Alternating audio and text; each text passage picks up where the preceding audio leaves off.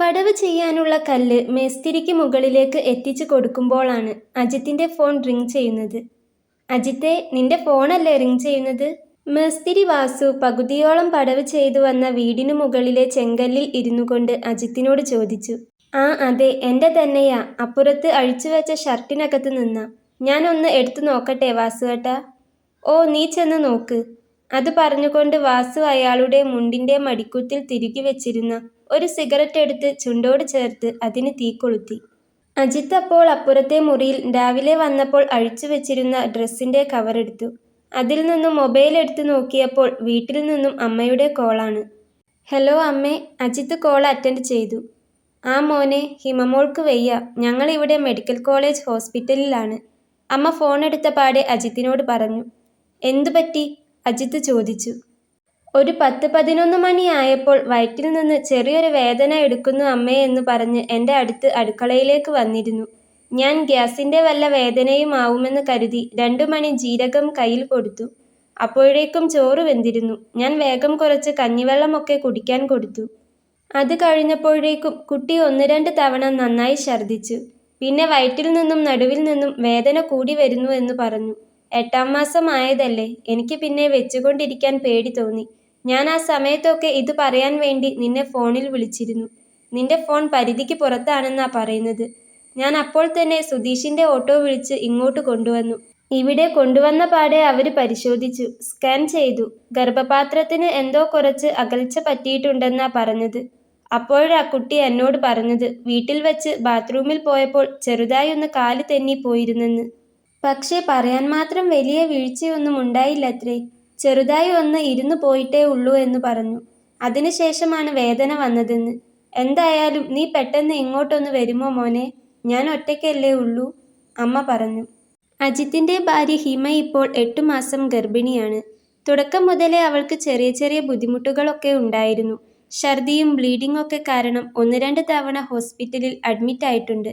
എന്നാൽ ഇപ്പോൾ 3-4 മാസമായി വലിയ കുഴപ്പങ്ങളൊന്നുമില്ലാതെ പോവുകയായിരുന്നു. പെട്ടെന്നാണ് അമ്മ ഈ കാര്യം വിളിച്ച് പറഞ്ഞത്. അമ്മ പറഞ്ഞത് അത്രയും കേട്ടപ്പോൾ അജിത്തിന് ആകെ വെപ്രാളം കയറുകയായിരുന്നു. ഞാൻ വരാം. അവൻ വേഗം അത് പറഞ്ഞുകൊണ്ട് ഫോൺ കട്ട് ചെയ്തു. എന്നിട്ട് നേരെ മേസ്തിരിക്ക് അടുത്തേക്ക് ചെന്നു. എന്താ അജിത്തെ, ആരായിരുന്നു ഫോണിൽ? വാസുവേട്ടൻ ചുണ്ടിലെ പുക പുറത്തേക്ക് ഊതിക്കൊണ്ട് അവനോട് ചോദിച്ചു. അത് അമ്മയാ വാസുവേട്ട. എൻ്റെ ഹിമ ഒന്ന് ബാത്റൂമിൽ തെന്നിപ്പോയി. ഇപ്പോൾ മെഡിക്കൽ കോളേജിലാ. അമ്മ ഒറ്റയ്ക്കേ ഉള്ളൂ. എനിക്കൊന്ന് അങ്ങോട്ട് പോകണമായിരുന്നു. പണിക്ക് വേറെ ആളില്ലല്ലോ വാസുവേട്ട. എന്താ ഇപ്പോൾ ചെയ്യുക? അജിത്ത് പറഞ്ഞപ്പോൾ വാസുവേട്ടൻ ഒരു നിമിഷം അവനെ നോക്കി. എന്നിട്ട് പറഞ്ഞു. ഇപ്പോൾ ഇനി സഹായിയായിട്ട് വേറെ ഒരാളെ കിട്ടുക എന്ന് പറഞ്ഞാൽ കിട്ടില്ല. നേരം ഉച്ച കഴിഞ്ഞില്ലേ. ഒരു കാര്യം ചെയ്യാം. തൽക്കാലം ഇന്നത്തെ പണി നമുക്കിവിടെ നിർത്താം. ബാക്കി നാളെ വന്നിട്ട് നോക്കാം. നാളേക്ക് നിനക്ക് വരാൻ പറ്റില്ലെങ്കിൽ വിളിച്ചു പറഞ്ഞാൽ മതി. ഞാൻ ആരെയെങ്കിലും സെറ്റാക്കിക്കോളാം.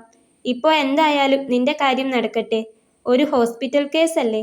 നീ വേഗം അങ്ങോട്ട് ചെല്ല്. അങ്ങനെ ചെയ്യാമല്ലേ വാസുവേട്ട? വാസുവേട്ടന് ബുദ്ധിമുട്ടാകുമോ? അജിത്ത് വീണ്ടും ചോദിച്ചു. എനിക്കെന്ത് ബുദ്ധിമുട്ട് മോനെ? മനുഷ്യരുടെ കാര്യം കഴിഞ്ഞിട്ടല്ലേ ബാക്കിയുള്ളൂ. മുതലാളിയോട് ഇന്ന് പകുതി പണിയെടുത്തതിന്റെ കൂലി വാങ്ങിച്ചാൽ മതിയെന്നല്ലേ ഉള്ളൂ. നേരം ഉച്ച കഴിഞ്ഞില്ലേ. നമുക്ക് ഇവിടെ നിർത്താം. നീ എന്തായാലും വേഗം ഡ്രസ്സ് മാറി അങ്ങോട്ട് ചെല്ല്. അല്ല, എന്നിട്ട് കുട്ടിക്ക് എന്തെങ്കിലും പ്രശ്നമുണ്ടോ? വാസുവേട്ടൻ വീണ്ടും ചോദിച്ചു. അറിയില്ല വാസുവേട്ട, വലിയ കുഴപ്പമില്ലെന്നാ പറഞ്ഞത്. എന്നാലും ഇത് കേട്ടിട്ട് എനിക്ക് സമാധാനത്തോടെ പണിയെടുക്കാൻ പറ്റില്ല. ഇപ്പോൾ തന്നെ മനസ്സിലാകെ ഒരു ആവലാതി, അജിത്ത് പറഞ്ഞു. അതങ്ങനെയാ. ഭാര്യമാർ ഗർഭിണിയാകുമ്പോൾ തൊട്ട് ഇനി പ്രസവിക്കുന്നവരെ നമ്മൾ ആണുങ്ങൾക്കാ അതിൻ്റെ ടെൻഷൻ. നീ വേഗം ഡ്രസ്സ് മാറി ചെല്ലു മോനെ. വാസുവേട്ടൻ അജിത്തിന് സമ്മതം കൊടുത്തു. അവൻ അപ്പോൾ തന്നെ പുറത്തെ പൈപ്പിന്റെ അടുത്തേക്ക് ഓടിച്ചെന്നു. ചെങ്കല്ലിന്റെ കളർ പടർന്ന അവന്റെ ഷർട്ട് ഊരിമാറ്റി. പൈപ്പിൽ നിന്ന് വെള്ളമെടുത്ത് കൈയും കാലും മുഖവും നന്നായി കഴുകിയ ശേഷം അകത്ത് ചെന്ന് രാവിലെ വരുമ്പോൾ ഇട്ടിട്ടുണ്ടായിരുന്ന ഷർട്ടും പാൻസും എടുത്തിട്ട് കവറും എടുത്ത് പുറത്തേക്കിറങ്ങി. അപ്പോഴേക്കും വാസുവേട്ടൻ വന്ന് കൈയും കാലും കഴുകുന്നുണ്ടായിരുന്നു. വാസുവേട്ട, ഞാൻ ഇറങ്ങട്ടെ? അജിത്ത് അവന്റെ ബൈക്ക് സ്റ്റാർട്ടാക്കിക്കൊണ്ട് വാസുവേട്ടനെ വിളിച്ചു. നീ ചെല്ല്. കുനിഞ്ഞു നിന്ന് പൈപ്പിൽ നിന്ന് കൈയും മുഖവും കഴുകുന്നതിനിടയ്ക്ക് വാസുവേട്ടൻ അജിത്തിനെ കൈകൊണ്ട് കാണിച്ചു. ആ പിന്നെ, നിനക്ക് പൈസക്ക് അത്യാവശ്യം വല്ലതും ഉണ്ടെങ്കിൽ വിളിക്കണേ അജിത്തെ. ഞാൻ ഓണറോട് പൈസ എന്തെങ്കിലും നിനക്ക് അയച്ചു തരാൻ പറയാം. പിന്നെ പണിയെടുത്ത് കൊടുത്താൽ മതിയല്ലോ. ആശുപത്രിക്കാര്യമല്ലേ. എന്തുണ്ടെങ്കിലും നീ വിളിക്ക്. ഇപ്പോൾ എൻ്റെ കയ്യിൽ ഒന്നുമില്ല. അജിത്ത് ബൈക്കെടുത്ത് മുന്നോട്ട് പോകാൻ നിൽക്കുമ്പോൾ വാസുവേട്ടൻ വീണ്ടും വിളിച്ചു പറഞ്ഞു. കുഴപ്പമില്ല വാസുവേട്ട, അത്യാവശ്യത്തിനുള്ളത് എൻ്റെ കയ്യിലുണ്ട്. ശരിയെന്ന് പറഞ്ഞ് കൈകൊണ്ട് കാണിച്ചുകൊണ്ട് അജിത്ത് വേഗത്തിൽ ബൈക്ക് മുന്നോട്ടെടുത്തു. തിരക്ക് പിടിച്ച് മെഡിക്കൽ കോളേജിൻ്റെ വരാന്തയിലേക്ക് എത്തുമ്പോൾ അവിടെ അത്യാവശ്യം നല്ല തിരക്കുണ്ടായിരുന്നു. അവൻ വരാന്തയിലൂടെ നടക്കുമ്പോൾ പോക്കറ്റിൽ നിന്ന് ഫോണെടുത്ത് അമ്മയെ വിളിച്ചു. നിങ്ങൾ എവിടെയാ ഉള്ളത്? ആ, ഞങ്ങളിതാ മോനെ ഇവിടെ ഒപിക്കടുത്തുള്ള മുറിയിലുണ്ട്. നീ എത്തിയോ? അമ്മ ചോദിച്ചു. ആ, ഞാൻ ഇവിടെയുണ്ട്, ഫാർമസിക്ക് മുൻപിൽ, അജിത്ത് പറഞ്ഞു. ആ, അവിടെ നിന്ന് കുറച്ചുകൂടി മുന്നോട്ട് വരണം. ഇവിടെ 5 എന്ന് എഴുതി വെച്ചിരിക്കുന്ന നിരീക്ഷണ മുറിയില്ല. ഇങ്ങോട്ടേക്ക് വാ, അമ്മ പറഞ്ഞു. അജിത്ത് ഫോൺ കട്ടാക്കിക്കൊണ്ട് വേഗം ഹിമ കിടക്കുന്ന മുറി ലക്ഷ്യമാക്കി നടന്നു. അമ്മ പറഞ്ഞ റൂം നമ്പർ കണ്ടതും അവൻ അതിനകത്തേക്ക് കയറി. അവിടെ ആകെ 3 പേഷ്യൻസേ അപ്പോൾ ഉണ്ടായിരുന്നുള്ളൂ. 10ഓളം കട്ടിലുകൾ ഉണ്ട്. അതിൽ ഏറ്റവും അരികത്തെ കട്ടിലിലായിരുന്നു ഹിമ. ഒപ്പം അമ്മയും ഇരിക്കുന്നുണ്ട്. അജിത്ത് അവരെ കണ്ടതും വേഗത്തിൽ അങ്ങോട്ട് നടന്നു. എന്താ ഉണ്ടായത്? അവൻ വെപ്രാളപ്പെട്ടുകൊണ്ട് ചോദിച്ചു. പേടിക്കാനില്ലടാ, അവരിപ്പോൾ പരിശോധനകളൊക്കെ കഴിഞ്ഞ് കൊണ്ടുവന്നു കിടത്തിയേ ഉള്ളൂ. ഗർഭപാത്രത്തിന് ചെറിയൊരു പ്രശ്നം വന്നിട്ടുണ്ടെന്ന് പറഞ്ഞു. പക്ഷേ അത് പേടിക്കാൻ മാത്രമുള്ളതല്ല എന്നും പറഞ്ഞു. കുട്ടി പെട്ടെന്ന് സ്ലിപ്പായി നിലത്തിരുന്ന് പോയപ്പോൾ ഉള്ളിൽ ചെറുതായി എന്തോ സംഭവിച്ചു പോയതാ, അമ്മ അജിത്തിനോട് പറഞ്ഞു. ഹിമ അപ്പോൾ അവിടെ കട്ടിലിൽ തലയണ ചാരി ഇരിക്കുകയായിരുന്നു. അജിത്ത് അപ്പോൾ ബെഡിൽ വെച്ചിരുന്ന അവളുടെ കൈയിലേക്ക് അവൻ്റെ കൈവിരലുകൾ ചേർത്ത് പിടിച്ചു. ഞാനുണ്ട് കൂടെ എന്ന രീതിയിൽ ഒരു ധൈര്യം കൊടുത്തുകൊണ്ട് അവളുടെ കൈയൊന്ന് മുറുക്കി. എന്തു പറ്റിയടോ? ശ്രദ്ധിക്കേണ്ടേ? അജിത്ത് അവളുടെ മുഖത്ത് നോക്കി ചോദിച്ചു. ഹിമ അവനെ നോക്കി ചെറുതായി ഒന്ന് പുഞ്ചിരിച്ചു. എന്നിട്ട് പറഞ്ഞു. ഒന്നുമില്ല, അങ്ങനെ കാര്യമായൊന്നും ഉണ്ടായില്ല. ഞാൻ ബാത്റൂമിൽ നിന്ന് തോർത്തുമുണ്ടെടുത്ത് അകത്തേക്ക് കയറുമ്പോൾ പെട്ടെന്നൊന്ന് സ്ലിപ്പായി. വീണില്ല എന്ന് പറയുന്ന പോലെ ചെറുതായി ഒന്ന് നിലത്തിരുന്നു പോയി. പക്ഷേ അപ്പോൾ തൊട്ട് ചെറിയൊരു പെയിൻ തുടങ്ങി. പിന്നെ അത് കുറേശ്ശെ കൂടി വരുന്ന പോലെ തോന്നിയപ്പോൾ പേടിയായി. അതാ പിന്നെ ഇങ്ങോട്ട് പോന്നത്, ഹിമ പറഞ്ഞു. എന്നിട്ട് ഈ കുട്ടി എന്നോട് ബാത്റൂമിൽ വീണതൊന്നും പറഞ്ഞില്ല. വേദന തുടങ്ങി കഴിഞ്ഞപ്പോഴാ പറഞ്ഞത്. അങ്ങനെ എന്തെങ്കിലും പറ്റിയിട്ടുണ്ടെങ്കിൽ പറയണ്ടേ, അമ്മ അജിത്തിനെ നോക്കി പറഞ്ഞു. അത് പറയാൻ മാത്രം ഒന്നും ഉണ്ടായിരുന്നില്ല ഏട്ടാ. അമ്മയോട് പറഞ്ഞാൽ അമ്മ ഏട്ടനെ വിളിച്ചു പറയും. ഏട്ടൻ അവിടെ പണിയൊക്കെ ഇട്ട് ഓടി വരേണ്ടി വരുമെന്ന് ഓർത്ത് ഞാനത് കാര്യമാക്കിയില്ല. പിന്നെ കുറച്ച് ബുദ്ധിമുട്ടായി തുടങ്ങിയപ്പോഴാ അമ്മയോട് പറഞ്ഞത്. വേറെ ഒന്നും ഉണ്ടായിട്ടല്ല പറയാതിരുന്നത്, ഹിമ സൗമ്യമായി പറഞ്ഞു. അജിത്തിൻ്റെ മുഖം കണ്ടപ്പോൾ അജിത്ത് ആകെ ടെൻഷനായിട്ടുണ്ട് എന്ന് അവൾക്ക് തോന്നി. പേടിക്കാനൊന്നുമില്ലേട്ടാ, ഹിമ അവൻ്റെ കവിളിലൊന്ന് തൊട്ടുകൊണ്ട് പറഞ്ഞു. പെട്ടെന്ന് ഇത് കേട്ടപ്പോൾ ഞാൻ ആകെ പേടിച്ചു. അല്ല, നിങ്ങൾ എന്തെങ്കിലും കഴിച്ചോ വന്നിട്ട്? അജിത്ത് അവരോട് ചോദിച്ചു. ഓ, എനിക്ക് അമ്മ ചായയും പലഹാരവും ഒക്കെ വാങ്ങി തന്നിരുന്നു. അമ്മയാണേൽ വന്നിട്ട് ഇതുവരെ ഒന്നും കഴിച്ചിട്ടുമില്ല. ഏട്ടൻ അമ്മയെ കൂട്ടിക്കൊണ്ടുപോയി എന്തെങ്കിലും വാങ്ങിക്കൊടുക്കട്ടോ, ഹിമ പറഞ്ഞു. നീ ഇവിടെ ഇരുന്നോ മോനെ, ക്യാൻറ്റീൻ ഇതാ ഇവിടെ ഉള്ളിൽ തന്നെയല്ലേ. ഞാൻ പോയിട്ടൊരു കട്ടൻ ചായ കുടിച്ചു വരാം. വേറെ ഒന്നും വേണ്ട, അമ്മ പറഞ്ഞു. ഞാനും കൂടെ വരാം, അജിത്ത് അമ്മയെ നോക്കി. ആ വേണ്ടെന്നേ, ഈ വരാന്തയിലൂടെ അങ്ങ് പോയാൽ നേരെ കാണുന്നത് ക്യാൻറ്റീനാ. നീ ഇവിടെ അവളുടെ അടുത്തിരുന്നോ, അമ്മ പോയി വരാം. അമ്മ അത് പറഞ്ഞുകൊണ്ട് കവറിൽ നിന്ന് പൈസ എടുത്ത് പുറത്തേക്ക് നടക്കുമ്പോൾ അജിത്ത് അവൻ്റെ പോക്കറ്റിൽ നിന്ന് പൈസ എടുത്ത് അമ്മയ്ക്ക് നേരെ നീട്ടി. ഇതാ അമ്മേ പൈസ. വേണ്ടടാ, എൻ്റെ കയ്യിലുണ്ട്, അത് നീ കയ്യിൽ വെച്ചോ. അമ്മ ഇപ്പോൾ വരാം മോളെ, അമ്മ ഹിമയോട് അത് പറഞ്ഞ് തലയാട്ടിക്കൊണ്ട് പുറത്തേക്ക് നടന്നു. ഡോക്ടർ എന്നിട്ട് എന്താ പറഞ്ഞത്? അമ്മ പോയി കഴിഞ്ഞപ്പോൾ അജിത്ത് ഹിമയോട് ചോദിച്ചു.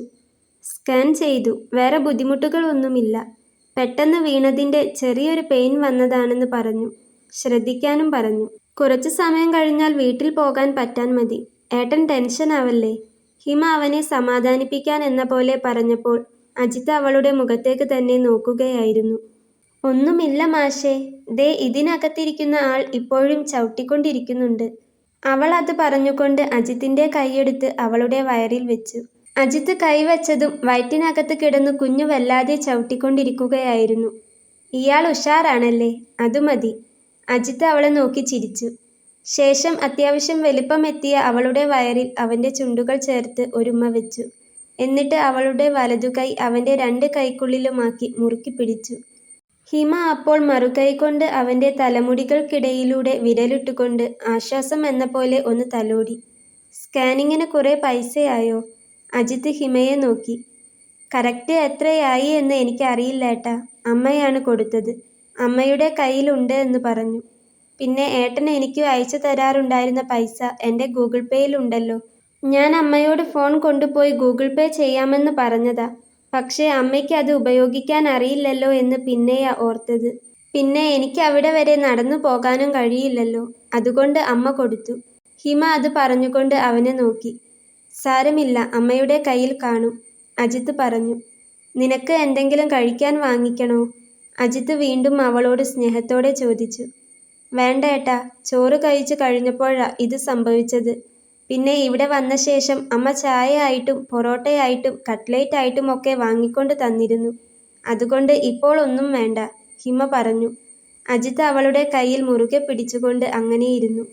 അജിത്തിന് ഹിമ എന്ന് വെച്ചാൽ പ്രാണനാണ്. അജിത്ത് ഒരു കൂലിപ്പണിക്കാരനാണെങ്കിൽ ഹിമ വലിയ ക്യാഷുള്ള വീട്ടിലെ കുട്ടിയാണ്. പക്ഷേ അജിത്തും ഹിമയും പ്രണയവിവാഹമായതുകൊണ്ട് തന്നെ ഹിമയുടെ വീട്ടുകാരുമായി ഇപ്പോൾ പിണക്കത്തിലാണ്. അജിത്തിന്റെ കൂടെ വന്ന ശേഷം ഇന്നുവരെ അവരവളെ തിരിഞ്ഞു നോക്കിയിട്ടില്ല. എന്നാൽ വിവാഹം കഴിച്ചു വന്ന അന്നു മുതൽ പൊന്നുപോലെയാണ് അജിത്ത് അവളെ നോക്കുന്നത്. അജിത്ത് മാത്രമല്ല, അജിത്തിന്റെ അമ്മയും. അജിത്തിന് ഒരു പെങ്ങളു കൂടെയുണ്ട്. അവളുടെ വിവാഹം കഴിഞ്ഞു. അച്ഛൻ ഇല്ലാത്തതുകൊണ്ട് തന്നെ പെങ്ങളുടെ വിവാഹകാര്യങ്ങളും മറ്റെല്ലാ കാര്യങ്ങളും നോക്കിയിരുന്നത് അജിത്ത് തന്നെയാണ്. അച്ഛൻ ഇല്ലാതിരുന്നിട്ടും അമ്മയെ ബുദ്ധിമുട്ടുകളൊന്നും അറിയിക്കാതെ നല്ല രീതിയിൽ നോക്കുന്നതുകൊണ്ട് തന്നെ അമ്മയ്ക്ക് അജിത്തിനോടും ഹിമയോടും നല്ല സ്നേഹമാണ്. സ്വന്തം മോളെപ്പോലെ തന്നെയാണ് അവർ ഹിമയെ കാണുന്നത്. ഹിമ അവരെ സ്വന്തം അമ്മയെപ്പോലെയും. അജിത്തും ഹിമയും അങ്ങനെ കൈപിടിച്ച് പരസ്പരം ഓരോന്നൊക്കെ സംസാരിച്ചു കൊണ്ടിരിക്കുമ്പോഴാണ് ഡോക്ടർ അവിടേക്ക് വന്നത്. ഡോക്ടറെ കണ്ടതും അജിത്ത് വേഗം ഇരിക്കുന്നിടത്തു നിന്നും എഴുന്നേറ്റ് നിന്നു. ഹിമയുടെ കയ്യിലെ പിടി അവൻ വിടാൻ നോക്കിയപ്പോൾ ഹിമ അതിന് സമ്മതിക്കാതെ അവൻ്റെ ഒരു കൈ അവളുടെ കയ്യിൽ തന്നെ മുറുക്കി പിടിച്ചു വെച്ചു. അവളിരിക്കുന്ന കട്ടിലിൻ്റെ ഓരത്തായി കൈ പിടിച്ചുകൊണ്ട് അജിത്ത് അങ്ങനെ നിന്നു. പേടിക്കാനൊന്നുമില്ല. ഹിമ പെട്ടെന്ന് വീണപ്പോൾ ഉണ്ടായ ഒരു കോൺട്രാക്ഷനാണ്. 8 മന്ത് ആയില്ലേ, ഇനി നന്നായി ശ്രദ്ധിക്കണം.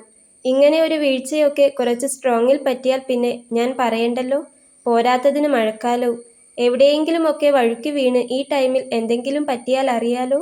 ശ്രദ്ധിച്ചാൽ മതി. തൽക്കാലം ഇവിടെ കിടക്കേണ്ട ആവശ്യമൊന്നുമില്ല. ബേബിക്ക് കുഴപ്പമൊന്നുമില്ല. അതുകൊണ്ട് വീട്ടിൽ പോകാം കേട്ടോ. ഒന്ന് നേരെ കിടന്നേ.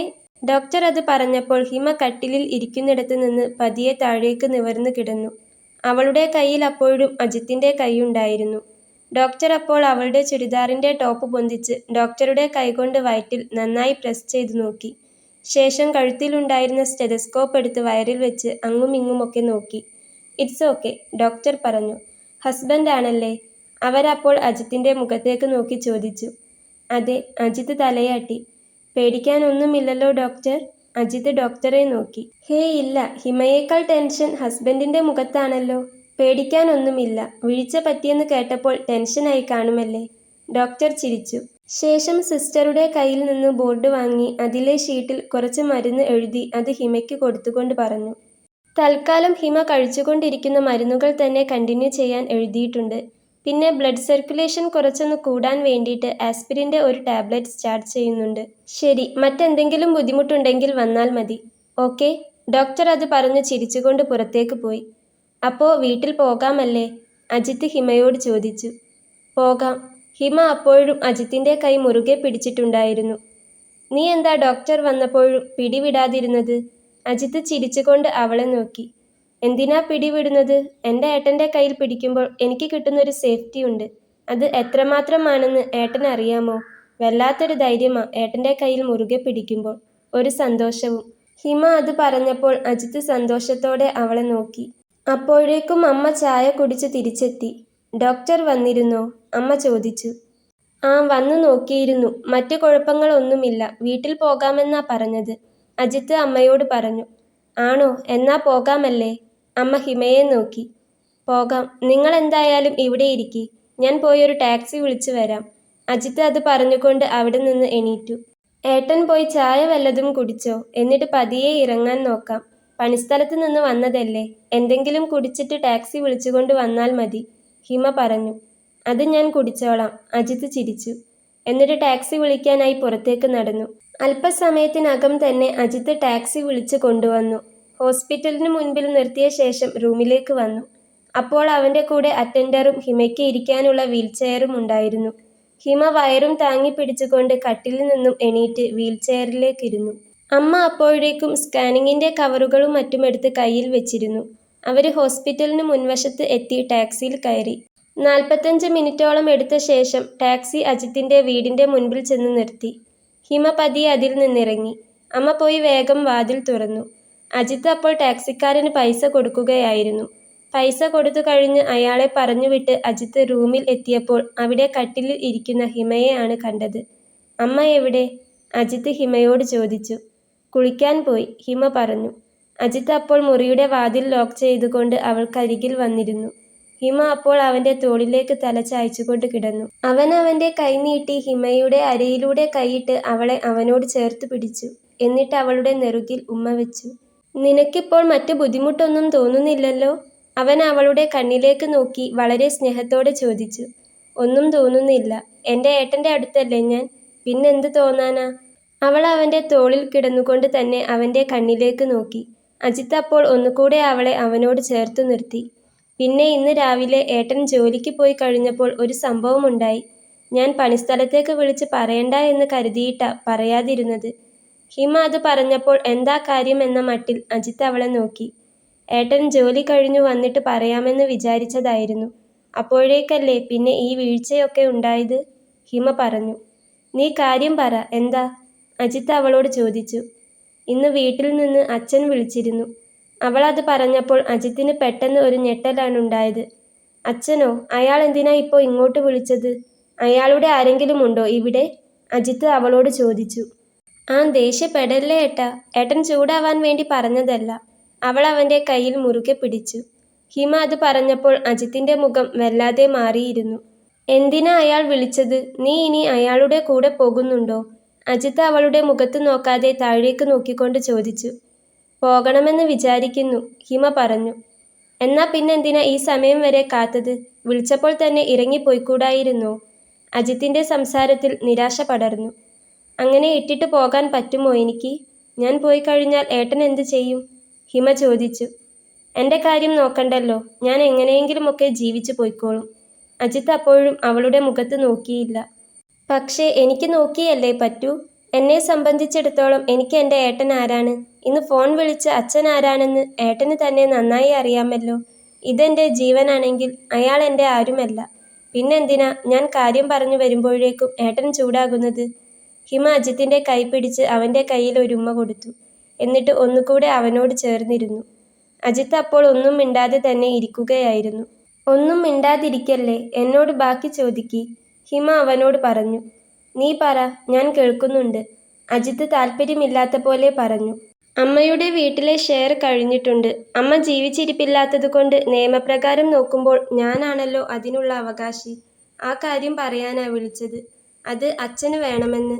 മോളായിട്ട് ഞാൻ ഉണ്ടാകുമ്പോൾ പിന്നെ രണ്ടാം കല്യാണം കഴിച്ച അച്ഛന് അതിൽ അവകാശം വരില്ലല്ലോ. അത് അച്ഛൻ എന്നോട് വേണമെന്ന് പറഞ്ഞു. എന്തൊക്കെയോ സാമ്പത്തിക ബുദ്ധിമുട്ടുണ്ട്. അതുകൊണ്ട് ആ സ്ഥലം വിൽക്കാനോ മറ്റോ ആണ് പരിപാടി. എന്നോട് അത് അവർക്ക് ഒപ്പിട്ട് കൊടുക്കണമെന്നാ പറഞ്ഞത്. ഹിമ അത് പറഞ്ഞു കേട്ടപ്പോൾ അജിത്തിന് വല്ലാതെ ചൂടായി. അപ്പോൾ അതിനാണ് അയാൾ വിളിച്ചത്. എനിക്കും തോന്നി ഇത്രയും കാലമില്ലാത്ത ഒരു വിളി എന്താ ഇപ്പോൾ വന്നതെന്ന്. അല്ലാതെ നിന്റെ കാര്യം അറിയാൻ വിളിച്ചതൊന്നുമല്ല. അല്ലെങ്കിൽ അയാളാണോ നിന്റെ കാര്യം അറിയാൻ വിളിക്കുന്നത്? ഒരു മോളായിട്ട് അയാൾ നിന്നെ കണ്ടിട്ടുണ്ടെങ്കിലല്ലേ കാര്യം തിരക്കൂ. അജിത്ത് കിടന്ന് ദേഷ്യപ്പെടുകയായിരുന്നു. അതെനിക്ക് അറിഞ്ഞുകൂടെ ഏട്ടാ. എന്നോട് മറ്റു കാര്യങ്ങളൊന്നും തന്നെ ചോദിച്ചില്ല. ചോദിക്കുമെന്ന് ഞാൻ പ്രതീക്ഷിച്ചിരുന്നുമില്ല. പരിചയമില്ലാത്ത ഏതോ ഒരു നമ്പറിൽ നിന്നാ വിളിച്ചത്. അറിയാത്ത നമ്പർ കണ്ടപ്പോൾ ഞാനിതാരാണെന്ന് ഓർത്തു. പിന്നെ 1-2 തവണ വിളിച്ചപ്പോൾ കോൾ അറ്റൻഡ് ചെയ്തു നോക്കിയപ്പോഴാ മൂപ്പരാണെന്ന് മനസ്സിലായത്. ടൗണിൽ എവിടെയോ പുതിയ ഷോപ്പ് തുടങ്ങുന്നുണ്ട് പോലും. അതിന് കുറച്ച് പൈസയുടെ ആവശ്യമുണ്ടെന്ന്. അതുകൊണ്ട് ഞാൻ ആ സ്ഥലം അച്ഛന് വിൽക്കാൻ കൊടുക്കണമെന്നും പറഞ്ഞു. ഉളുപ്പില്ലാത്ത മനുഷ്യൻ, ഹിമ പറഞ്ഞു കേട്ടപ്പോൾ അതാണ് അപ്പോൾ അജിത്തിൻ്റെ വായിൽ നിന്ന് വന്നത്. നീ അവിടെ ഉണ്ടായിരുന്നപ്പോൾ പോലും ഒരു നേരം തിരിഞ്ഞു നോക്കാത്ത ആളാ. ഇപ്പോൾ എൻ്റെ കൂടെ വന്നിട്ട് 10 മാസത്തോളമായി. ഇതുവരെ ഒരു വിവരവും അന്വേഷിക്കാതെ ഇപ്പോൾ സ്ഥലത്തിൻ്റെ കാര്യം വന്നപ്പോൾ അത് അയാൾക്ക് കൊടുക്കാൻ പറഞ്ഞു വിളിച്ചിരിക്കുന്നു. ബിസിനസ്സുകാരുടെ സ്വഭാവം കാണിക്കുമെന്ന് എനിക്കറിയാം. പക്ഷേ നിന്റെ അച്ഛൻ ഇത്രയ്ക്കും ഉളുപ്പില്ലാത്ത ആളാണെന്ന് ഞാൻ കരുതിയില്ല. അഭിമാനം എന്നൊന്നുണ്ടെങ്കിൽ അയാൾ ഇന്ന് ഇങ്ങോട്ട് വിളിക്കുമോ? മോളെ വേണ്ട, മോളുടെ കയ്യിൽ നിന്ന് ക്യാഷ് വേണം, നല്ല ബെസ്റ്റ് തന്ത. അജിത്തിൻ്റെ വാക്കുകളിൽ രോഷം നിറഞ്ഞു തുളുമ്പുകയായിരുന്നു. ഞാൻ പറഞ്ഞല്ലോ ഏട്ടാ, ഞാൻ അത് കാര്യമാക്കുന്നില്ല. പണ്ടൊക്കെയാണെങ്കിൽ അച്ഛനും ചെറിയമ്മക്കും കൂടെ ചേർന്ന് എന്നെ കുറെ ചീത്ത പറയാനും ഉപദ്രവിക്കാനും ഒക്കെ കഴിയുമായിരുന്നു. എന്നാൽ ഇപ്പോൾ അതല്ലല്ലോ സ്ഥിതി. എന്നെ ജീവൻ തന്ന് സ്നേഹിക്കാൻ എൻ്റെ ഏട്ടനില്ലേ? എത്ര ഞാൻ കരയാറുണ്ടെന്നോ ഏട്ടനെക്കുറിച്ച് ആലോചിക്കുമ്പോൾ. ഏട്ടൻ ഇവിടെ ഇല്ലാത്തപ്പോഴും പണിക്ക് പോയതാണെങ്കിലും ഇനി രാത്രി ഏട്ടൻ ഉറങ്ങുമ്പോൾ ആണെങ്കിൽ പോലും ഏട്ടനെക്കുറിച്ച് ഓർക്കുമ്പോൾ, അതിരില്ലാതെ ഏട്ടൻ എന്നെ സ്നേഹിക്കുന്നത് ആലോചിക്കുമ്പോൾ എനിക്ക് കരച്ചിലാണ് വരിക. ഹിമയുടെ കണ്ണിൽ നിന്നും അപ്പോൾ വെള്ളം വരുന്നുണ്ടായിരുന്നു. അവൾ അവളുടെ നിറഞ്ഞ കണ്ണു തുടച്ചു. ദേ ഇപ്പോഴും എനിക്ക് കണ്ണ് നിറയുന്നു, അവൾ അവൻ്റെ തോളിൽ ചാഞ്ഞുകൊണ്ട് പറഞ്ഞു. അത് കണ്ടപ്പോൾ അജിത്തിന് ആകെ വല്ലാതെയായി. നിന്നെ കരയിപ്പിക്കാൻ വേണ്ടി പറഞ്ഞതല്ല ഞാൻ. അയാളുടെ കാര്യം കേട്ടപ്പോൾ പെട്ടെന്ന് എനിക്കാകെ ദേഷ്യം കയറി, അല്ലാതെ വിഷമിപ്പിക്കാൻ പറഞ്ഞതല്ല. അജിത്ത് അവളുടെ കണ്ണിന് ചുവട്ടിലായി ഉമ്മ വെച്ചു. എന്നിട്ട് അയാളോട് നീ എന്തു പറഞ്ഞു? അവൻ ചോദിച്ചു. ഞാനൊന്നും പറഞ്ഞില്ല. എനിക്ക് സംസാരിക്കാൻ താല്പര്യമില്ല എന്ന് പറഞ്ഞ് ഫോൺ കട്ട് ചെയ്തു. സ്ഥലം തരാൻ പറ്റുമെന്നോ പറ്റില്ലെന്നോ ഒന്നും പറഞ്ഞില്ല. വേറെ കാര്യങ്ങളൊന്നും അച്ഛനോട് സംസാരിക്കേണ്ട ആവശ്യമില്ലല്ലോ. ഒന്നും തന്നെ സംസാരിക്കേണ്ട ആവശ്യമില്ല. മറുപടിക്ക് കാത്തു നിൽക്കാതെ ഞാൻ ഫോൺ കട്ട് ചെയ്യുകയായിരുന്നു. പിന്നീട് വിളിക്കണ്ട എന്നു കരുതി ഫോൺ ഓഫ് ചെയ്യുകയും ചെയ്തു. ഇനി വിളിച്ചാൽ ഞാൻ എടുക്കുകയുമില്ല. പിന്നെ ഞാൻ പറഞ്ഞു വന്നത് അതല്ല ഏട്ടാ. അമ്മയുടെ പേരിലുള്ള സ്ഥലമായതുകൊണ്ടും അമ്മ ഇല്ലാത്തതുകൊണ്ടും ഇപ്പോൾ അതിൻ്റെ അവകാശം എനിക്കാണല്ലോ. ഷെയർ ചെയ്തതിൻ്റെ ആധാരം തറവാട്ടിലുണ്ടെന്നാ പറഞ്ഞത്. അതുകൊണ്ട് അവിടെ ചെന്നാൽ അത് നമുക്ക് വാങ്ങിക്കാവുന്നതേയുള്ളൂ. എന്നിട്ട് നമുക്ക് ആ സ്ഥലം അങ്ങ് വിറ്റുകളയാം. അത്യാവശ്യം നല്ല വില കിട്ടും. എന്നിട്ട് ഏട്ടന് ടൗണിൽ എവിടെയെങ്കിലും ഒരു ഷോപ്പോ ബിസിനസ്സോ എന്തെങ്കിലും തുടങ്ങാം. ഏട്ടൻ ഈ പണിക്ക് പോകുന്നത് എനിക്ക് മോശമായിട്ട് ഏട്ടനെ വില കുറച്ചൊന്നും പറയുകയല്ല കേട്ടോ. എനിക്കെൻ്റെ ഏട്ടനെക്കുറിച്ച് ഓർത്ത് എന്നും അഭിമാനം മാത്രമേ ഉള്ളൂ. പക്ഷേ ഏട്ടൻ ഇങ്ങനെ എന്നും മണ്ണിലും സിമന്റിലും കുഴഞ്ഞു വരുന്നത് കാണുമ്പോൾ ഒരു സങ്കടമാണ്. കുറച്ച് പൈസയുണ്ടെങ്കിൽ നമുക്ക് എന്തെങ്കിലും നല്ല ബിസിനസ് തുടങ്ങാം. അപ്പോൾ പിന്നെ ഏട്ടൻ ഇങ്ങനെ ഭാരം വലിക്കേണ്ടല്ലോ. ഞാൻ പറഞ്ഞാൽ എൻ്റെ ഏട്ടൻ കേൾക്കില്ലേ? ഹിമ അജിത്തിൻ്റെ കണ്ണുകളിലേക്ക് നോക്കി. അതൊന്നും വേണ്ട, നിന്റെ അമ്മയുടെ സ്വത്തല്ലേ, നിനക്ക് അവകാശപ്പെട്ടത് തന്നെയാണ്. അത് നിനക്ക് ഒരു അസറ്റായിട്ട് നിന്റെ പേരിൽ അവിടെ കിടന്നോട്ടെ.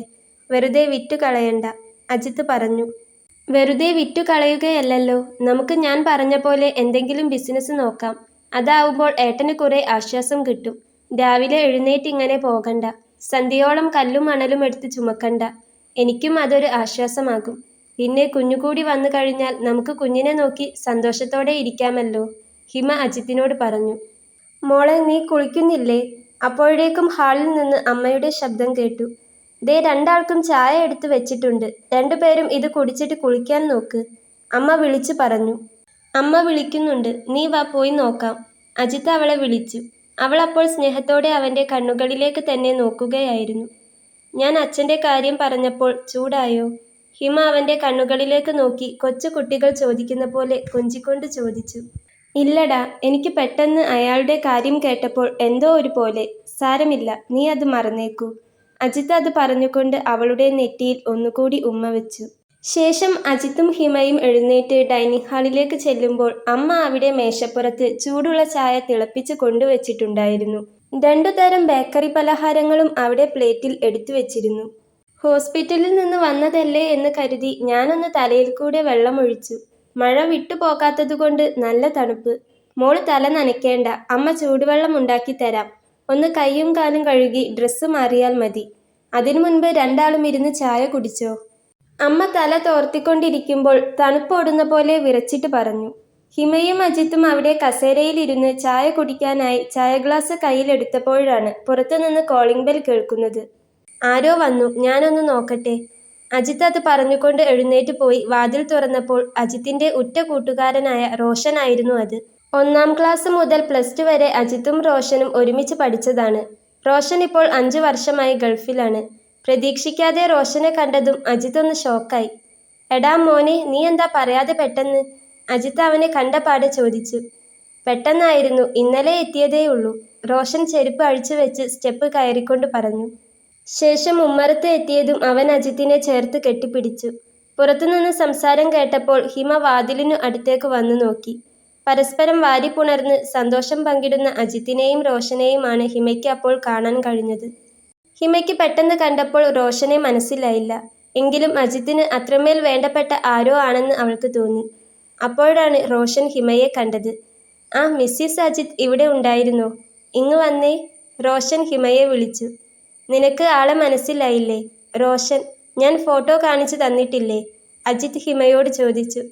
ഓ അറിയാം, എനിക്ക് പെട്ടെന്ന് കണ്ടപ്പോൾ മനസ്സിലാവാഞ്ഞിട്ടാണ്. ഹിമ അത് പറഞ്ഞു ചിരിച്ചുകൊണ്ട് ഉമ്മറത്തേക്ക് ചെന്നു.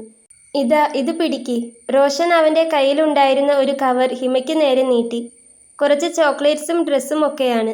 നിങ്ങളുടെ കല്യാണം പെട്ടെന്ന് കഴിഞ്ഞതൊക്കെ ഞാൻ അറിഞ്ഞു. പക്ഷേ ഞാൻ നാട്ടിലില്ലാതെ പോയി. അല്ലെങ്കിൽ നമുക്ക് കേമമാക്കാമായിരുന്നു. ഇവൻ എൻ്റെ പണ്ട് മുതലേയുള്ള ചങ്കാണ്. ഇവൻ്റെ അത്രയും അടുപ്പമുള്ള മറ്റൊരു കൂട്ടുകാരൻ എനിക്ക് ഈ നാട്ടിലില്ല.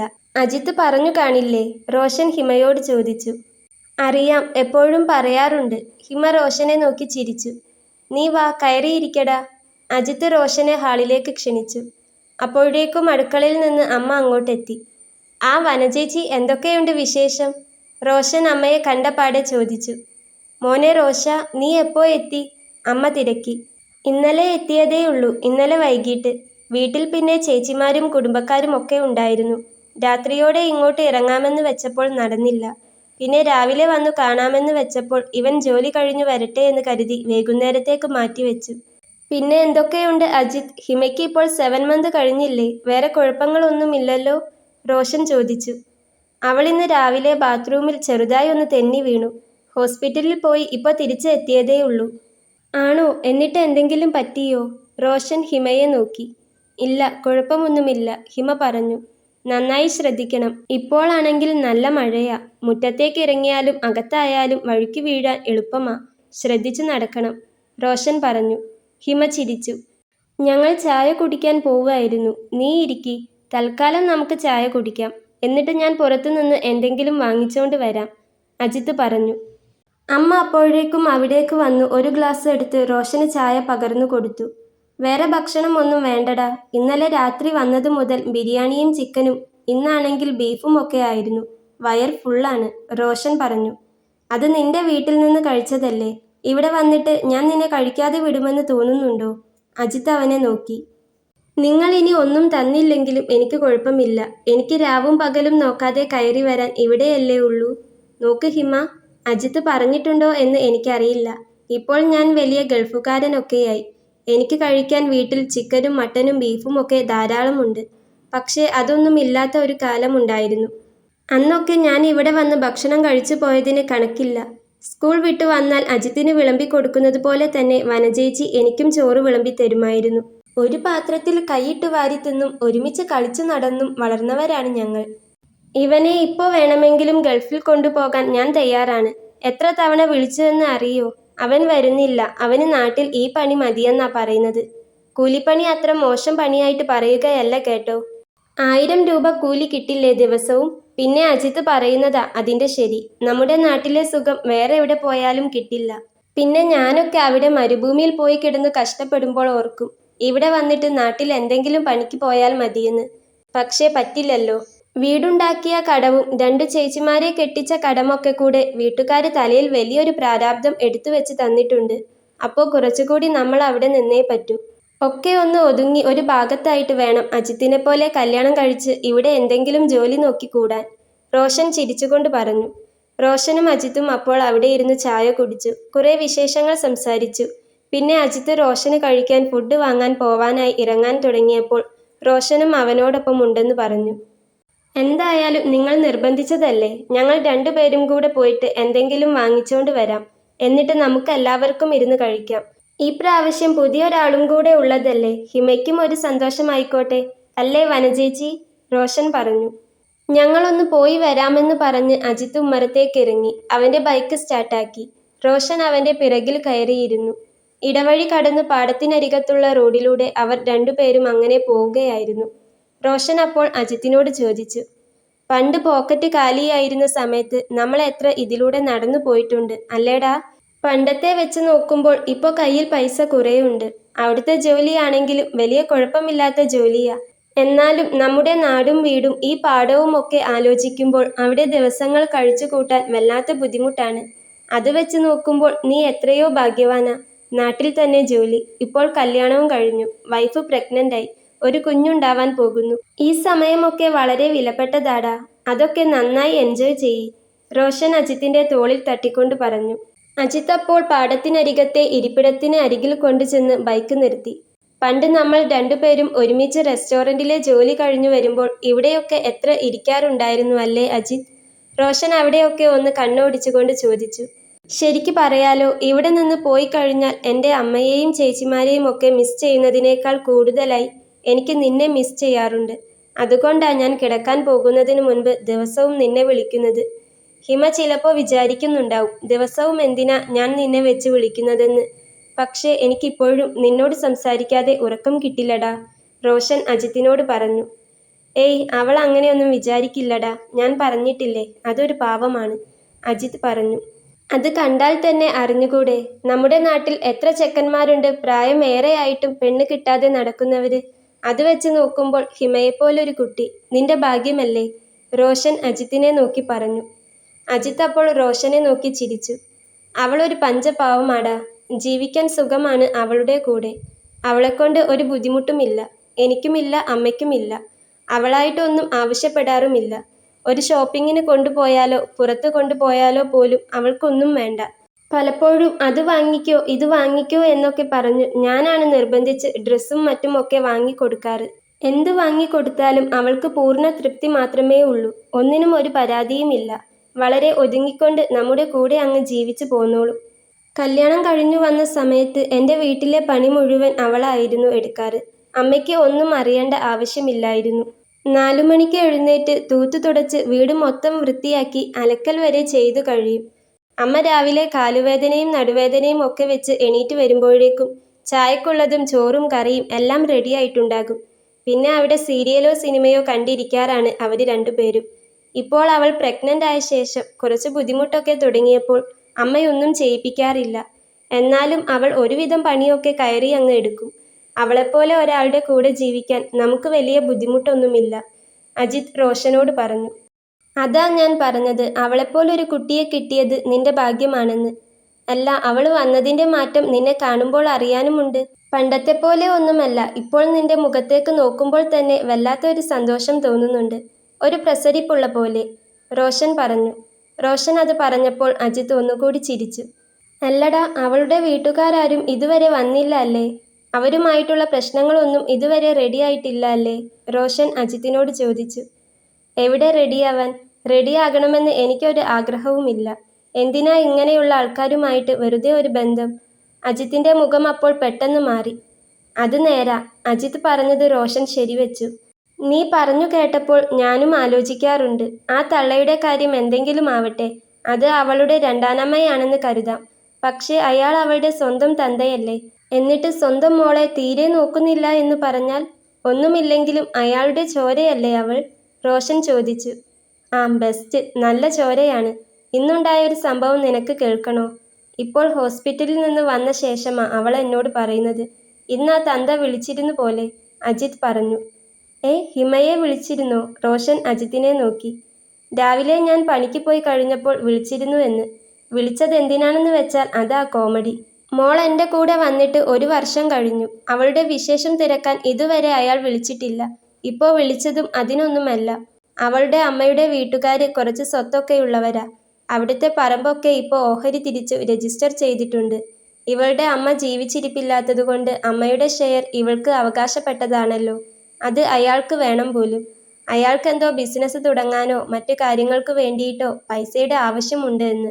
അതുകൊണ്ട് ഇവളോട് അത് അയാളുടെ പേരിലേക്കാക്കി ഒപ്പിട്ട് കൊടുക്കാൻ. അയാൾക്ക് സ്ഥലം മറിച്ചു വിൽക്കാനാണ് പോലും. അതും പറഞ്ഞു വിളിച്ചിരുന്നു എന്ന് ഇപ്പോൾ എന്നോട് ഹിമ പറഞ്ഞേയുള്ളൂ. അത് ശരി, മോളെ വേണ്ട. മോളുടെ വകയിൽ കിട്ടുന്ന സ്ഥലവും പൈസയും ഒക്കെ വേണമല്ലോ. കൊടുക്കരുത് അജിത്തെ. അയാൾക്ക് അതെന്നല്ല, ഒന്നും തന്നെ കൊടുക്കരുത്. ഒരു കാലത്ത് എന്തെങ്കിലും രോഗം വന്ന് കിടക്കുകയാണെങ്കിൽ പോലും തിരിഞ്ഞു നോക്കുകയും ചെയ്യരുത്. അജിത്തിന്റെ കാര്യങ്ങളൊക്കെ അറിയാവുന്നതുകൊണ്ട് തന്നെ റോഷൻ അജിത്തിനോട് പറഞ്ഞു. അജിത്ത് അപ്പോൾ ചുണ്ടിലൊരു പുച്ഛച്ചിരി വരുത്തി. ഒരു മോള് എന്നുള്ള എന്തെങ്കിലും ഒരു പരിഗണന എൻ്റെ ഹിമയോട് കാട്ടിയിട്ടുണ്ടെങ്കിലല്ലേ നമുക്ക് അയാളെ പരിഗണിക്കേണ്ട കാര്യമുള്ളൂ. നിനക്കറിയാമോ റോഷ, ഇപ്പോൾ അവളെ കാണുമ്പോൾ എനിക്ക് എന്തുമാത്രം സന്തോഷമുണ്ടെന്ന്. പണ്ട് കാണുന്ന ഹിമയെ അല്ല അവളിപ്പോൾ. പണ്ടാകെ മെലിഞ്ഞു ക്ഷീണിച്ചു എന്തോ ഒരവസ്ഥയായിരുന്നു. കാണുമ്പോൾ തന്നെ പാവം തോന്നുമായിരുന്നു. ഇതുപോലൊരു മഴയത്ത് അവളുടെ വീടിന്റെ മതിലിടിഞ്ഞു വീണിട്ട് അതിന്റെ പണിയെടുക്കാൻ പോയതല്ലേ ഞാൻ. അന്ന് കുടിക്കാൻ ഒരു ഗ്ലാസ് ചൂടുവെള്ളം ചോദിച്ചപ്പോൾ അതെടുത്തുകൊണ്ട് വരാനായി അയാൾ അടുക്കളയിൽ നിൽക്കുന്ന ഇവളെ വിളിച്ചു ദേഷ്യപ്പെടുന്നത് കേട്ടു. അങ്ങനെയാ ഞാൻ അവളെ ഒരു നോട്ടം നോക്കിയത്. കണ്ടപ്പോൾ തന്നെ വല്ലാത്തൊരിഷ്ടമായി. മനസ്സിൽ എവിടെയോ പതിഞ്ഞപോലൊരു മുഖം. ആകെ ക്ഷീണിച്ചിരിക്കുന്നുണ്ടായിരുന്നെങ്കിലും വല്ലാത്തൊരു ഐശ്വര്യമായിരുന്നു കാണുമ്പോൾ തന്നെ. ഒരു ജഗ്ഗിൽ വെള്ളവുമായി വന്നു അത് തന്ന ശേഷം അവളങ്ങ് തിരിച്ചുപോയി. മതിലിന്റെ പണിയും പൂന്തോട്ടത്തിന്റെ പണിയുമൊക്കെ ആയിട്ട് 3-4 ദിവസം പണിയുണ്ടായിരുന്നു അവിടെ. ആ 4 ദിവസവും ഞാൻ കേട്ടു അയാളും തള്ളയും മക്കളുമൊക്കെ ഇവളോട് ദേഷ്യപ്പെട്ട് സംസാരിക്കുന്നത്. നേരിട്ട് കാണുകയും ചെയ്തു. അന്ന് വൈകിട്ട് പണിയൊക്കെ കഴിഞ്ഞ് ഞങ്ങൾ പോരാൻ നിൽക്കുമ്പോൾ അവൾ പറമ്പിലെ തേങ്ങ പെറുക്കി കൂട്ടാൻ വന്നിരുന്നു. അപ്പോഴൊന്ന് മെല്ലെ സംസാരിച്ചു നോക്കി ഞാൻ. പാവമാണെന്ന് ആ സംസാരത്തിൽ തന്നെ എനിക്ക് ഉറപ്പായി. അവരൊക്കെ എന്തിനാ ഇങ്ങനെ എപ്പോഴും ദേഷ്യപ്പെടുന്നത് എന്ന് ചോദിച്ചപ്പോൾ അവൾക്ക് മറുപടിയില്ലായിരുന്നു. വീണ്ടും ചോദിച്ചപ്പോഴേക്കും അവളുടെ കണ്ണൊക്കെ നിറഞ്ഞിരുന്നു. പിന്നെയാ പറഞ്ഞത് അച്ഛനും 2ാം ഭാര്യയ്ക്കും അവളെ ഇഷ്ടമല്ലെന്ന്. എൻ്റെ അറിവിൽ അവൾക്ക് പറ്റിയ ജോലി വല്ലതും കിട്ടാനുണ്ടെങ്കിൽ ഒന്ന് ശരിയാക്കി തരാമോ എന്ന് ചോദിച്ചു.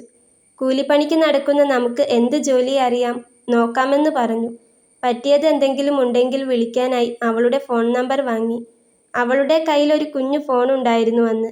പഠിക്കുന്ന സമയത്ത് നല്ല മാർക്കുള്ളതുകൊണ്ട് സമ്മാനം കിട്ടിയ ഒരു ഫോൺ. അത് കയ്യിലുള്ളതുകൊണ്ട് നമ്പർ വാങ്ങിച്ചെടുക്കാൻ പറ്റി. അന്ന് വീട്ടിൽ വന്നിട്ടും മനസ്സ് നിറയെ അവളായിരുന്നു. ചരിഞ്ഞും മറിഞ്ഞും കിടന്നിട്ടും ഉറക്കം കിട്ടാത്ത അവസ്ഥയായിരുന്നു. ഉള്ളിൽ അവളുടെ മുഖം വല്ലാതെ തറഞ്ഞുകൂടി കഴിഞ്ഞിരുന്നു. പിറ്റേന്ന് പതിയെ ഒന്ന് വിളിച്ചു നോക്കിയതാ. ആ സംസാരം അങ്ങനെ നീണ്ടു. പിന്നെ ഒരു വിധത്തിലും പറിച്ചെടുക്കാൻ കഴിയാത്ത വിധം അവളങ്ങ് പതിഞ്ഞുപോയി മനസ്സിലും ജീവിതത്തിലും.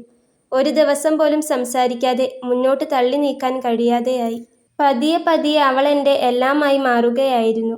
അങ്ങനെയിരിക്കുമ്പോൾ പെട്ടെന്ന് 2 ദിവസം ഫോണിൽ വിളിച്ചിട്ട് കിട്ടുന്നില്ല. എന്തുപറ്റി കാണുമെന്ന് ഞാൻ വല്ലാതെ ഒന്ന് പേടിച്ചു. എൻ്റെ കോൾ അങ്ങോട്ട് കണ്ടില്ലെങ്കിൽ എന്നെ തിരിച്ച് ഇങ്ങോട്ട് വിളിക്കാറുള്ളതാണ്. പക്ഷേ 2 ദിവസത്തേക്ക് അതൊന്നും ഉണ്ടായില്ല. പിറ്റേന്ന് വിളിക്കുമെന്ന് കരുതി പിറ്റേന്നത്തെ ഒരു ദിവസം കൂടി ഞാൻ കാത്തു. പക്ഷേ അന്നും ഫോൺ സ്വിച്ച്ഡ് ഓഫ് ആയിരുന്നു. അന്നുകൂടി അവളുടെ വിവരമൊന്നും ഇല്ലാതായപ്പോൾ എനിക്കിവിടെ ഊണും ഉറക്കവും ഇല്ലാതെയായി. വരുന്നത് വരട്ടെ എന്ന് കരുതി കാര്യം എന്താണെന്നറിയാൻ ഞാൻ അവളുടെ വീട്ടിലേക്ക് കയറി ചെന്നു. അവിടെ ചെന്ന് ബെല്ലടിച്ചപ്പോൾ അയാളാണ് ആദ്യം പുറത്തേക്ക് വന്നത്. അയാളോട് അവളെ ചോദിച്ചപ്പോൾ അയാൾ എൻ്റെ നേരെ തട്ടിക്കയറി ചൂടായി. ഒടുക്കം ഉന്തും തള്ളും ആയപ്പോൾ അവളെ കണ്ടിട്ടേ പോകൂ എന്ന് ഞാൻ തറപ്പിച്ചു പറഞ്ഞു. പിന്നെ ആ തള്ളയും അയാളും ഞാനും കൂടെ അവിടെ നിന്ന് പൊരിഞ്ഞ വഴക്കായി. അവർ പോലീസിനെ വിളിക്കുമെന്ന് പറഞ്ഞു. ആയിക്കോട്ടെ എന്ന് ഞാനും. അവസാനം ഒരു വിധത്തിലും ഞാൻ അവിടെ നിന്ന് പോരില്ല എന്ന് കണ്ടപ്പോൾ ആ തള്ളയാ പറഞ്ഞത് അവൾ അവിടെ അകത്ത് വയ്യാതെ കിടക്കുന്നുണ്ട് എന്ന്.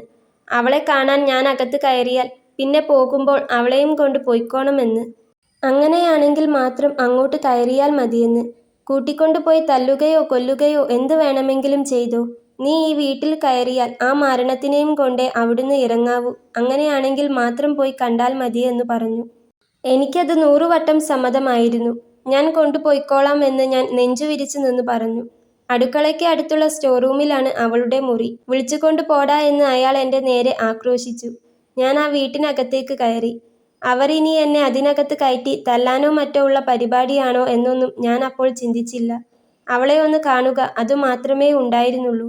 ഞാൻ വേഗത്തിൽ ചെന്ന് അവർ പറഞ്ഞ പോലെ അടുക്കളയോട് ചേർന്നുള്ള കുഞ്ഞു മുറിയുടെ വാതിൽ തുറന്നു. അപ്പോഴാ ഞാൻ എൻ്റെ ഹിമയെ കാണുന്നത്. വെറും തറയിൽ അവളുടെ ഒരു ഷോള് മാത്രം വിരിച്ചുകൊണ്ട് അതിൽ കിടക്കുകയാ. മറ്റൊന്നും തന്നെ ഇല്ലായിരുന്നു റോഷ ആ മുറിയിൽ. ഒരു കട്ടിലോ അലമാരയോ എന്തിന് ഇരിക്കാൻ ഒരു കസേര പോലുമില്ല. ഒരു മൂലയ്ക്കായിട്ട് പ്ലാസ്റ്റിക്കിന്റെ വലിയൊരു കവറുണ്ട്. അതിനകത്ത് അവളുടെ കുറച്ച് ഡ്രസ്സുകൾ മടക്കി വെച്ചിട്ടുണ്ട്. അതിനടുത്ത് വെറും തറയിൽ അവളും. പെട്ടെന്ന് അവളെ കണ്ടതും ഞാനൊന്ന് വല്ലാതെയായി. അത്രയും ക്യാഷുള്ള ലക്ഷപ്രഭു ആയ അയാളുടെ മോള് കിടക്കുന്ന സ്ഥലമാ അത്. അയാൾക്കിപ്പോ കല്യാണം കഴിഞ്ഞു വേറെ ഭാര്യയും മക്കളും ഒക്കെയായി. എന്നാലും ഇവളും അയാളുടേത് തന്നെയല്ലേ. ഭാര്യ മരിച്ചു പോയതാണെങ്കിലും അയാളുടെ ചോരയിൽ പിറന്ന കുഞ്ഞല്ലേ. എങ്ങനെയാ മറ്റു മക്കളെ സ്നേഹിക്കുമ്പോൾ ഇവളെ മാത്രം ഇങ്ങനെ തള്ളിക്കളയാൻ തോന്നിയത്. ഞാൻ ചെന്ന് നോക്കിയതും ചരിഞ്ഞു കിടക്കുകയായിരുന്നു അവൾ. മുഖമാകെ കറുത്ത് കരുവാളിച്ച് വിയർത്തൊലിച്ചിട്ടുണ്ട്. ഞാൻ കവിളിൽ തട്ടി ഒന്ന് വിളിച്ചു നോക്കിയതും അവളുടെ ദേഹത്തെ ചൂട് തട്ടി ഞാനൊരു നിമിഷം എൻ്റെ കൈ പുറകോട്ട് എടുത്തുപോയി. പൊള്ളുന്ന പനിയായിരുന്നു. വിറച്ചുകൊണ്ട് അങ്ങനെ കിടക്കുകയാ. ഞാൻ ഒന്നുകൂടി അവളെ വിളിച്ചതും തുറക്കാനാവാത്ത കണ്ണ് വലിച്ചു തുറന്നുകൊണ്ട് അവൾ എന്നെ ഒന്ന് നോക്കി. പ്രതീക്ഷിക്കാതെ അവിടെ എന്നെ കണ്ടതും പൊട്ടിക്കരയുകയായിരുന്നു അവൾ. ഞാൻ പെട്ടെന്ന് അവളുടെ തല പിടിച്ച് എഴുന്നേൽപ്പിക്കാൻ നോക്കിയപ്പോൾ അവൾക്ക് എഴുന്നേൽക്കാൻ കഴിയുന്നില്ല. എന്താ ഉണ്ടായത് എന്ന് ഞാൻ ചോദിച്ചപ്പോഴാ അവൾ പറഞ്ഞത്, രാത്രി ഒരു ദിവസം എന്നോട് ഫോണിൽ സംസാരിക്കുന്നത് കേട്ടപ്പോൾ അവര് വാതിൽ തുറന്നു വന്ന് ഫോൺ വാങ്ങി നോക്കി എറിഞ്ഞു പൊട്ടിച്ചെന്ന്. അവളുടെ നടുവിന് ചവിട്ടി നിലത്തേക്കിടുകയും ചെയ്തു.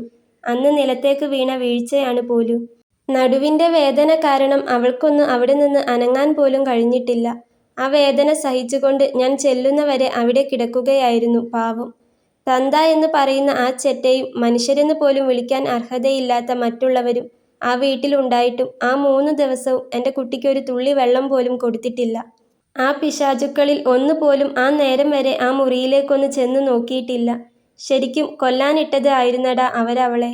അവിടെ കിടന്ന് അങ്ങനെ അങ്ങ് ജീവ് പോകുമെന്ന് കരുതി കാണും. അപ്പോൾ പിന്നെ അവർക്ക് ബാധ്യത ഒഴിഞ്ഞല്ലോ. ഒരു വിധത്തിൽ എങ്ങനെയൊക്കെയോ താങ്ങി പിടിക്കാൻ നോക്കിയപ്പോഴാണ് ഞാനത് കണ്ടത്.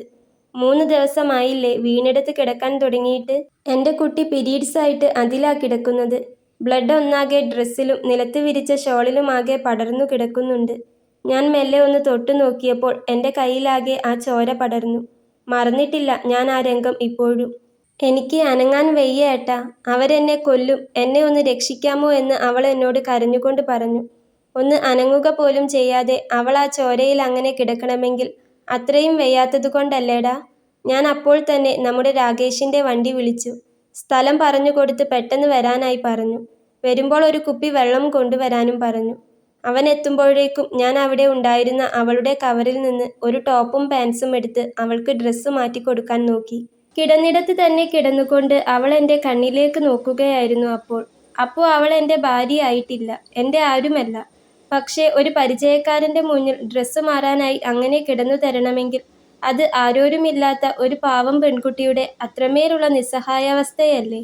ഞാൻ ഡ്രസ്സ് അഴിക്കുമ്പോഴും അവൾ എന്നോടൊന്നും മറുത്തു പറഞ്ഞില്ല.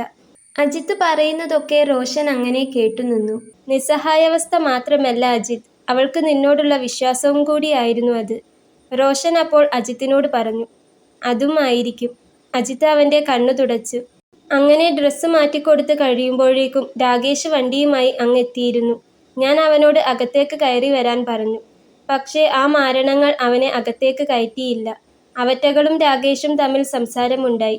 പിന്നെ എനിക്ക് ഒന്നും നോക്കാനില്ലായിരുന്നു. ആകെ ഭ്രാന്തെടുത്ത് നിൽക്കുകയായിരുന്ന ഞാൻ അങ്ങോട്ട് ചെന്ന് അയാളുടെ കോളറിനു പിടിച്ചു തള്ളി. അയാൾ ചെന്ന് ചുമരിനടുത്തേക്ക് വീണു.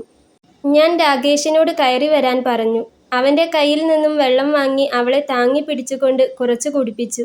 3 ദിവസങ്ങൾക്ക് ശേഷം എൻ്റെ മോളുടെ തൊണ്ട നനഞ്ഞ സമയമായിരുന്നു അത്. വിറയലോടെ അവൾ ഞാൻ ഒഴിച്ചു കൊടുത്ത വെള്ളം അത്രയും കുടിച്ചു. പിന്നെ ഞാനും അവനും കൂടെ താങ്ങിയെടുത്ത് വണ്ടിയിലിട്ട് ഹോസ്പിറ്റലിലേക്ക് കൊണ്ടുപോയി. അവളെയും കൊണ്ട് ആ വീട്ടിൽ നിന്നിറങ്ങുമ്പോഴും അയാൾ അവിടെ നിന്ന് ഞങ്ങളെ ചീത്ത വിളിക്കുകയായിരുന്നു. അന്ന് ഇറങ്ങിയതാ അവൾ അവിടെ നിന്ന്. പിന്നെ ആ ഭാഗത്തേക്ക് നോക്കിയിട്ടില്ല. ഇനി നോക്കാൻ ഞാൻ സമ്മതിക്കുകയുമില്ല. അന്നു മുതൽ ഇന്നുവരെ അച്ഛനെന്ന അയാളെക്കുറിച്ച് ഒന്ന് ഓർക്കാൻ പോലും അവളെ അനുവദിച്ചിട്ടില്ല. ഏറെക്കാലത്തിനു ശേഷം ഇപ്പോൾ ഇന്നാ അവൾ അയാളുടെ കാര്യം പറയുന്നത്. അയാളുടെ മുഖം ഓർമ്മ വന്നപ്പോൾ തന്നെ എനിക്കാകെ വല്ലാതെയായി. കൊല്ലാനുള്ള ദേഷ്യമുണ്ട് എനിക്കാ നശിച്ചവനെ. എൻ്റെ ജീവിതത്തിൽ ഞാൻ ഇത്രയും വെറുത്തുപോയ മറ്റൊരാൾ ഉണ്ടായിട്ടില്ല. ഹിമയുമായി സ്നേഹത്തിലായതും വീട്ടിൽ നിന്ന് വിളിച്ചിറക്കി കൊണ്ടുപോകുന്നതുമൊക്കെ ഞാൻ നിന്നോട് പറഞ്ഞിട്ടുണ്ട്. പക്ഷേ ഈ കാര്യങ്ങളൊന്നും വിശദമായി നിനക്കറിയില്ലല്ലോ റോഷ. ഞാൻ മറച്ചു വച്ചതല്ല. പക്ഷേ അത് പറഞ്ഞു തുടങ്ങുമ്പോഴേക്കും എനിക്ക് തന്നെ എൻ്റെ സങ്കടത്തെ നിയന്ത്രിക്കാൻ കഴിയില്ല. അതുകൊണ്ടാ, അജിത്ത് പറഞ്ഞു. നീ ഒരു കുട്ടിയെ സ്നേഹിച്ച് കല്യാണം കഴിച്ചു എന്ന് വിളിച്ചു പറഞ്ഞപ്പോൾ സന്തോഷം തോന്നിയിരുന്നു. വലിയ ക്യാഷുള്ള വീട്ടിലെ കുട്ടിയാണെന്ന് പറഞ്ഞപ്പോൾ ഞാൻ ഒരു നിമിഷം ചിന്തിച്ചു, അങ്ങനെ ക്യാഷിൻ്റെ പുറകെ പോകുന്നവനല്ലല്ലോ നീയെന്ന്. പിന്നെ ഇതെന്ത് സംഭവിച്ചു എന്നും സംശയിച്ചു. ഇപ്പോൾ ഇതൊക്കെ കേട്ടപ്പോൾ കാര്യം മനസ്സിലായി. അല്ല, എന്നിട്ട് അവളെയും കൊണ്ട് ഹോസ്പിറ്റലിൽ പോയിട്ട്? റോഷൻ അജിത്തിനെ നോക്കി. ഹോസ്പിറ്റലിൽ കൊണ്ട് ചെന്ന് നോക്കിയപ്പോൾ നടുവിന് ചവിട്ട് കിട്ടിയ ഇടത്ത് ജോയിൻസ് ഇളകിയിരുന്നു. അതാ അവൾക്ക് ഒറ്റയ്ക്ക് എഴുന്നേൽക്കാനൊന്നും കഴിയാഞ്ഞത്. അവിടുന്ന് നടുവിന് ബെൽറ്റിട്ടു. 4 ദിവസം ഹോസ്പിറ്റലിൽ കിടന്നു. അത് കഴിഞ്ഞ് ഡിസ്ചാർജ് ആയപ്പോൾ പിന്നെ നാട്ടുകാരെന്തു പറയും എന്നൊന്നും ഞാൻ നോക്കിയില്ല. താലി കെട്ടിയില്ലെങ്കിലും എൻ്റെ വീട്ടിലേക്ക് കൈപിടിച്ച് കൊണ്ടുവന്നു. അതിനുശേഷമാ ഞാൻ നിന്നെ വിളിച്ച് കല്യാണം കഴിഞ്ഞ കാര്യം പറഞ്ഞത്, അജിത്ത് പറഞ്ഞു. എനിക്ക് ഓർമ്മയുണ്ട്. അന്നൊക്കെ ഞാൻ വിളിക്കുമ്പോൾ നീ കുറച്ച് തിരക്കിലായിരുന്നല്ലോ. പക്ഷേ കാര്യം ഇതാണെന്ന് എനിക്കറിയില്ലല്ലോ. നീ ഓഫീസ് തിരക്കൊക്കെ കഴിഞ്ഞ് കിടക്കാൻ പോകുമ്പോൾ അല്പസമയം വിളിക്കുന്നതല്ലേ. ഇതൊക്കെ പറയാൻ നിന്നാൽ ഒരുപാടുണ്ട്. അതാ ഞാൻ അന്നൊന്നും പറയാൻ മെനക്കെടാഞ്ഞത്. അജിത്ത് റോഷന്റെ അടുത്തേക്ക് നീങ്ങിയിരുന്നു കൊണ്ട് പറഞ്ഞു. അല്ല, നിങ്ങൾ എന്നിട്ട് അയാളുടെ പേരിൽ കേസ് കൊടുക്കാനൊന്നും പോയില്ലേ? അവളെ ഇത്രയൊക്കെ ഉപദ്രവിച്ചിട്ട് പിടിച്ച് അകത്ത് ഇടിപ്പിക്കാമായിരുന്നില്ലേ നിനക്കയാളെ? ഇതൊക്കെ കേട്ട് റോഷനും ആകെ ദേഷ്യത്തിലായിരുന്നു. എനിക്ക് കേസാക്കണമെന്നുണ്ടായിരുന്നു. പക്ഷേ ഹിമ സമ്മതിച്ചില്ല. ഇനി അയാളുടെ പിറകെ പോയി വെറുതെ പ്രശ്നങ്ങൾ ഉണ്ടാക്കിയെടുക്കരുത് എന്ന് പറഞ്ഞു കരഞ്ഞു. എന്തും ചെയ്യാൻ മടിക്കാത്തവനാണത്രേ അയാള്. ഗുണ്ടായിസവും മറ്റുമൊക്കെയുണ്ടെന്ന്. അങ്ങനെ പലരെയും തട്ടി വീഴ്ത്തിയും താറടിച്ചും മറ്റുമാണ് പോലെ ഇത്രയൊക്കെ സമ്പാദിച്ചു കൂട്ടിയത്. അതുകൊണ്ട് അവൾക്ക് നല്ല പേടിയുണ്ടായിരുന്നു. അയാൾ എന്നെ എന്തെങ്കിലും അപായപ്പെടുത്താൻ നോക്കിയാലോ എന്ന്. കഴിഞ്ഞത് കഴിഞ്ഞു. ഇനി വെറുതെ അയാളുടെ പിറകെ പോകരുതെന്ന് അവൾ നിർബന്ധം പിടിച്ചു. അപകടമൊന്നും കൂടാതെ അവളെ എൻ്റെ കയ്യിൽ കിട്ടിയല്ലോ. ഇനി ഞാൻ നോക്കിക്കോളും എന്നുള്ള ഒരു സമാധാനത്തിലാ ഞാൻ പിന്നെ ആ വിഷയം വിട്ടുകളഞ്ഞത്. വിട്ടു എന്ന് പറഞ്ഞാൽ ആ നാറിയുടെ മുഖം എൻ്റെ മനസ്സിൽ നിന്ന് ഇപ്പോഴും മാഞ്ഞിട്ടില്ല. എന്നെങ്കിലും അടുത്ത് കണ്ടാൽ അയാൾക്കൊന്ന് പൊട്ടിക്കാൻ ഇപ്പോഴും ഞാൻ തയ്യാറാണ്. പിന്നെ അവളെ ഓർത്തു മാത്രം അപ്പോൾ ക്ഷമിച്ചു. അങ്ങനെ ഇപ്പോൾ 1 വർഷത്തോളമായി ഞങ്ങൾ ഒരുമിച്ച് ജീവിക്കാൻ തുടങ്ങിയിട്ട്. വീട്ടിലേക്ക് കൂട്ടിക്കൊണ്ടുവന്ന ടൈമിൽ അമ്മയും ഞാനും നന്നായി നോക്കിയതുകൊണ്ട് 2 മാസം ആകുമ്പോഴേക്കും അവളുടെ നടുവൊക്കെ റെഡിയായി. ആള് പിന്നെ ഉഷാറായി. പിന്നെ അവിടുന്ന് അങ്ങോട്ട് ഹാപ്പിയായി ജീവിച്ചു തുടങ്ങി. ഇപ്പോൾ ഇതാ 8 മാസം പ്രഗ്നന്റുമായി. ജീവനാടാ അവളെൻ്റെ. ഒന്ന് കയ്യിൽ പോലും മുറുകെ പിടിച്ച് വേദനിപ്പിച്ചിട്ടില്ല ഞാൻ ഇതുവരെ. ഇനിയൊട്ട് വേദനിപ്പിക്കുകയുമില്ല. അന്ന് അവിടെ നിന്ന് എടുത്തോണ്ട് വന്നതാ. ഏറെ കാലങ്ങൾക്ക് ശേഷം ഇന്നാ ഞാനൊന്ന് അവളോട് ദേഷ്യപ്പെടുന്നത്. അതും അയാളുടെ കാര്യം പറഞ്ഞുകൊണ്ട്. അജിത്ത് പറഞ്ഞു. സാരമില്ലടാ, അത് അവൾക്കും മനസ്സിലായി കാണും അയാളുടെ കാര്യം പറഞ്ഞതുകൊണ്ടാണെന്ന്. റോഷൻ അജിത്തിനെ നോക്കി പറഞ്ഞു. ഞാൻ എൻ്റെ കാര്യമൊക്കെ പറഞ്ഞ് സമയം വൈകി. വാ, ഭക്ഷണം വാങ്ങിയിട്ട് വരാം, അജിത്ത് റോഷനോട് പറഞ്ഞു. റോഷൻ അപ്പോൾ അവനെ നോക്കി ചിരിച്ചു. എന്നിട്ട് പറഞ്ഞു. എനിക്ക് നിന്നോട് അസൂയയാ ഇപ്പോൾ തോന്നുന്നത്. ഹിമയെപ്പോലെ ഒരു കുട്ടിയെ സേവ് ചെയ്യാനും അവൾക്കൊരു ജീവിതം കൊടുക്കാനും നിനക്ക് കഴിഞ്ഞില്ലേ? ഞാനൊക്കെ ഇപ്പോഴും അവിടെ മരുഭൂമിയിൽ കിടന്ന് കഷ്ടപ്പെട്ട് മുന്നോട്ട് തള്ളി നീക്കുന്നുണ്ട് എന്നല്ലാതെ ജീവിതം എന്നൊന്ന് ഉണ്ടോടാ? ഇനിയും തീർന്നിട്ടില്ല പെങ്ങന്മാരെ കെട്ടിച്ച കടവും വീട്ടിലെ കടവും. വീട്ടിലേക്കും നാട്ടിലേക്കും വരാൻ തന്നെ ശരിക്കും വലിയ താല്പര്യമില്ല. പിന്നെ നിങ്ങളെയൊക്കെ ഓർക്കുമ്പോഴാണ് ഇങ്ങ് എത്തിപ്പെടുന്നത്. അമ്മയ്ക്കും ചേച്ചിമാർക്കും കുടുംബക്കാർക്കും എല്ലാവർക്കും എൻ്റെ പൈസ മതി.